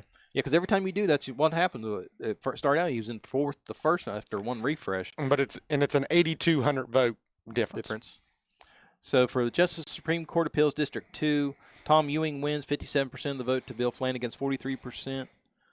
And what's that looking? that is completely opposite of the totals across the state. It's 59% for Flanagan, 41% for Ewing. Wow, that's the first race of the night we've seen go opposite of what the state trend is. And the state media has called that race Have they? for Flanagan. For Intermediate Court of Appeals Division 1, Jim Douglas wins 52% of the vote to Dan Greer's 48%. That one's been kind of close all night. It's a little bigger statewide, 58% for Douglas, 42% for the incumbent Greer. It's very interesting. All three judicial incumbents, you know, they've already called a Ewing race. You know, the Titus race we're watching closely, and what happened there, another 44 precincts just reported, and Titus's lead in Kanawha County jumped to about 44. Okay. There was a little bit of jump there, so that's where the difference was. But, you know, we've talked about the governor and the governor being so vocal in races, and it looks like, especially in some of the leadership positions he was hoping to turn over, didn't happen. It's not lost on me that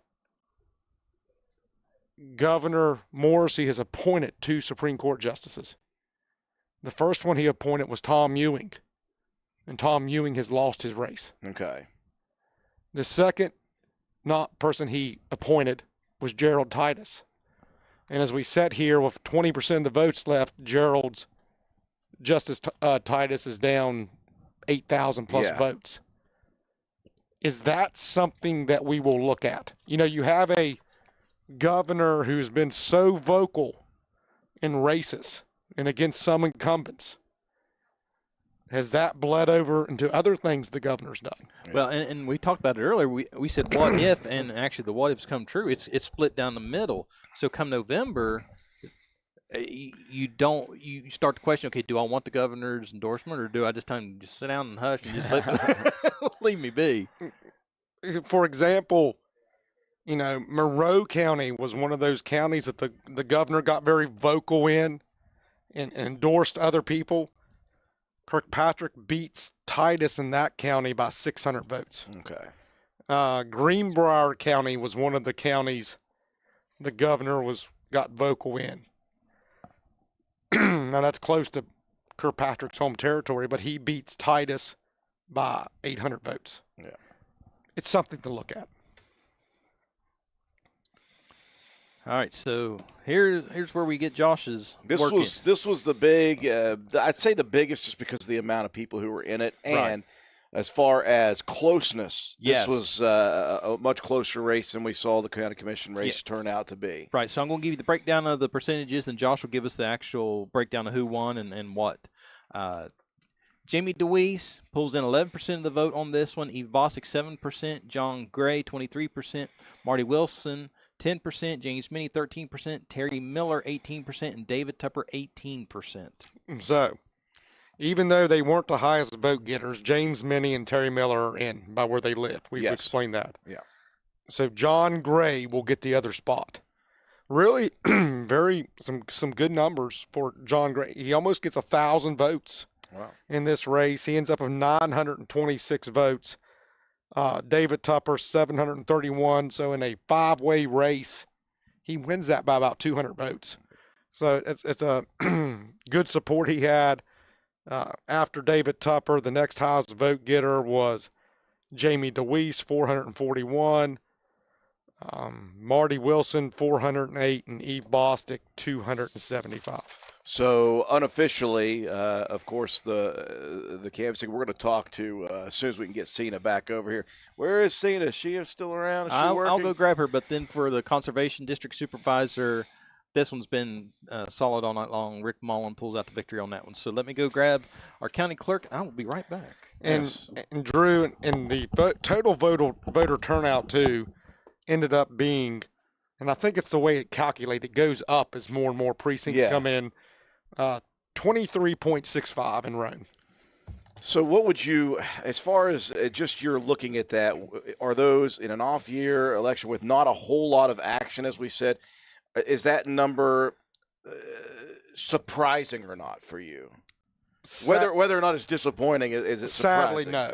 Okay. I think if you go back and look probably several years and it's probably in that range for an off year, once again, non-presidential year election, when you didn't have a bunch of you had the school board and you had a county commission, and that's it. If you'd had a contested House of Delegates race or something, you might have had a little bit more of a turnout, but that's just numbers we see in years like this. It'll be a little bit higher in the fall, I hope, but we can always hope in the fall for higher numbers of people. Speaking of that, we listen, come on over, Cena.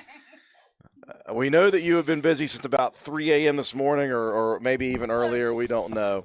We're very happy to be joined by Roane County Clerk Cena McDonald. Long time coming again. This is just the beginning. You still have the general election coming up in November. Let's talk about today. Let's talk about how things went for your office and how it went in all your precincts. Honestly, it did not go too bad. The biggest one was photo ID and the fact that independents were not able to vote a Republican ticket. So that one, there were still people who did not know that they were not able to vote a Republican ticket. So that was probably some of the biggest pieces of the puzzle that didn't quite fit. Yeah.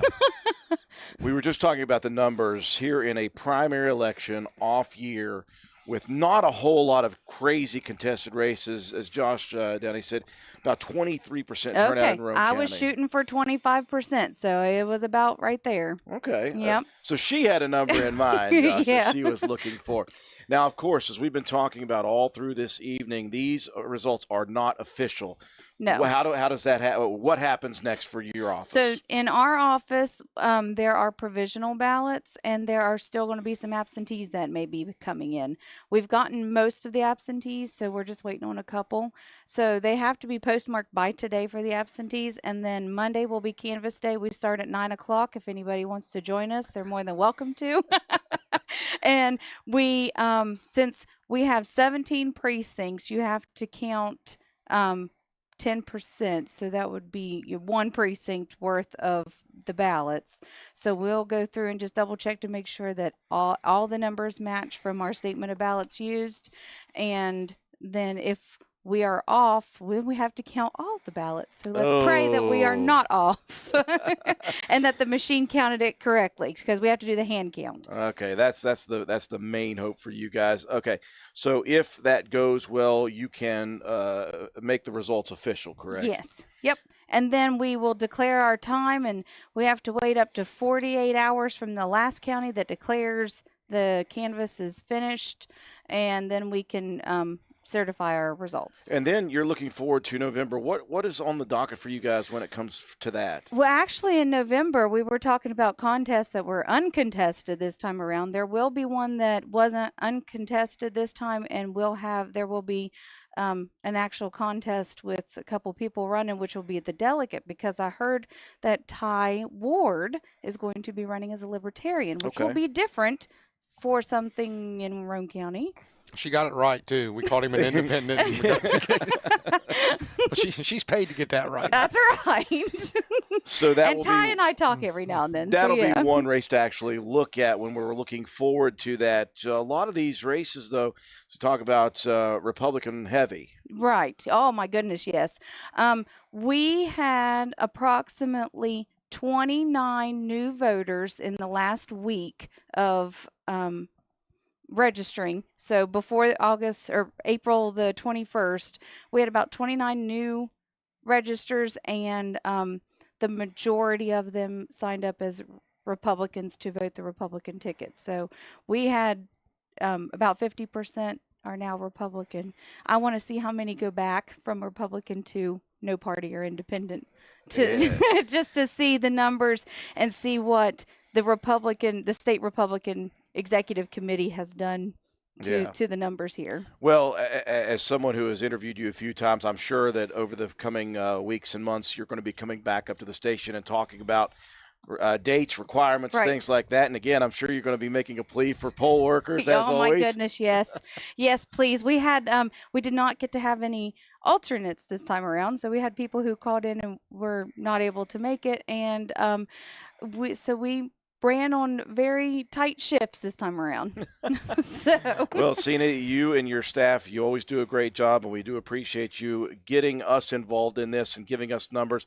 Joe's fingers need an ice bath right now. He's been going at that pretty hard, getting those numbers in. But thank you to the rest of the staff, and thank you, obviously, thank you for joining guys for us. coming. This is I like being able to make sure that we are, the public knows what's going on. So well, she can't take time off yet, Joe, because she still has canvassing to do.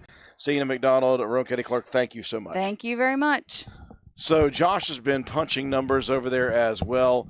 Of course, the races that we are unofficially calling here in Roane County, of course, it's been relatively similar throughout.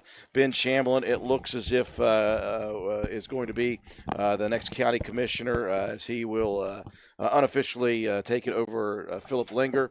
And then, of course, in the Board of Education race, we already knew about James Minnie and Terry Miller in their districts going to become board members. And then in the race for one spot of 5, John Gray with a near 200-point advantage over the second place finisher in that district in David Tupper. So that's how that shakes out. Right. And then also, Cena did a good job. She's exactly right about canvassing and stuff. But none of those races are close enough. Yeah. Nothing's going to get overturned in the canvass. Okay. Yeah, working election day support in the past with other counties, that's one thing you always heard. It didn't matter what county I went to. That's one thing. It's like, we don't want any close race. Don't matter what the race is. You don't want it close, because that on the county clerk's side, on our side as the media, that's what we want. Oh, yeah, it's exciting, right? But on the county clerk's side, that's a teetotal nightmare, because literally it could get down to an absentee vote that comes in late. It was postmarked the right date but came in late, or one of the provisional ballots gets accepted. That's where it gets really itchy. Well, there was a judicial election at the last time in Wirt County. Yes. That they missed a whole precinct. Yeah. Chaos. Changed the race. Yeah. Yeah. Total chaos. I was looking at the Supreme Court race, Division 1. This is the race that Kirkpatrick and Titus are in. And Fairclough's carrying 21% of the vote. Yeah, that's huge for her. Now, looking at some of the counties that she did well in, Kirkpatrick also did well in. So, did she take votes from Titus, or would that have been more votes for Kirkpatrick? We don't know. Yeah. It's about an 8,900 vote swing at the moment. Where did those votes come from? And I think there's 3 important numbers to look at. 4 counties: Raleigh County, Kirkpatrick did amazingly well. It's his home county. We expected that. Yeah. But what's interesting is the question was, could Kirby split votes down there? Mm-hmm. And he didn't. Yeah. He got about 1,900 votes. But Kirkpatrick got 5,700 votes. And Titus only got 500. Yeah. So, yeah. And then the other thing we talked about earlier was who can run north 79, Clarksburg, Marion, and Mon County. Yeah. And in those three counties, Kirkpatrick got about 2,500 more votes than Titus. Yeah. So you add those together, and you're looking at that consistent number. You're looking at that consistent number, anywhere from 7 to 8 to 9,000 right. votes. And then, Titus did well in Kanawha, did exceptionally well in Putnam, Cabell, Jackson. I mean, obviously Roane. Yeah. But it just wasn't. It doesn't appear at the moment that that's going to be. Kirkpatrick won a lot of the smaller counties too. Yeah.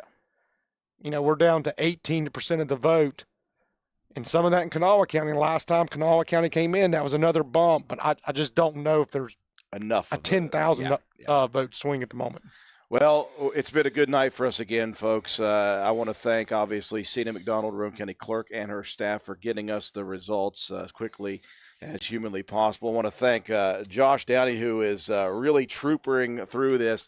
And you're going to need some ice on the throat there. Again, he's passionate about this stuff. He really does follow it well, and that's why we are happy to bring him in.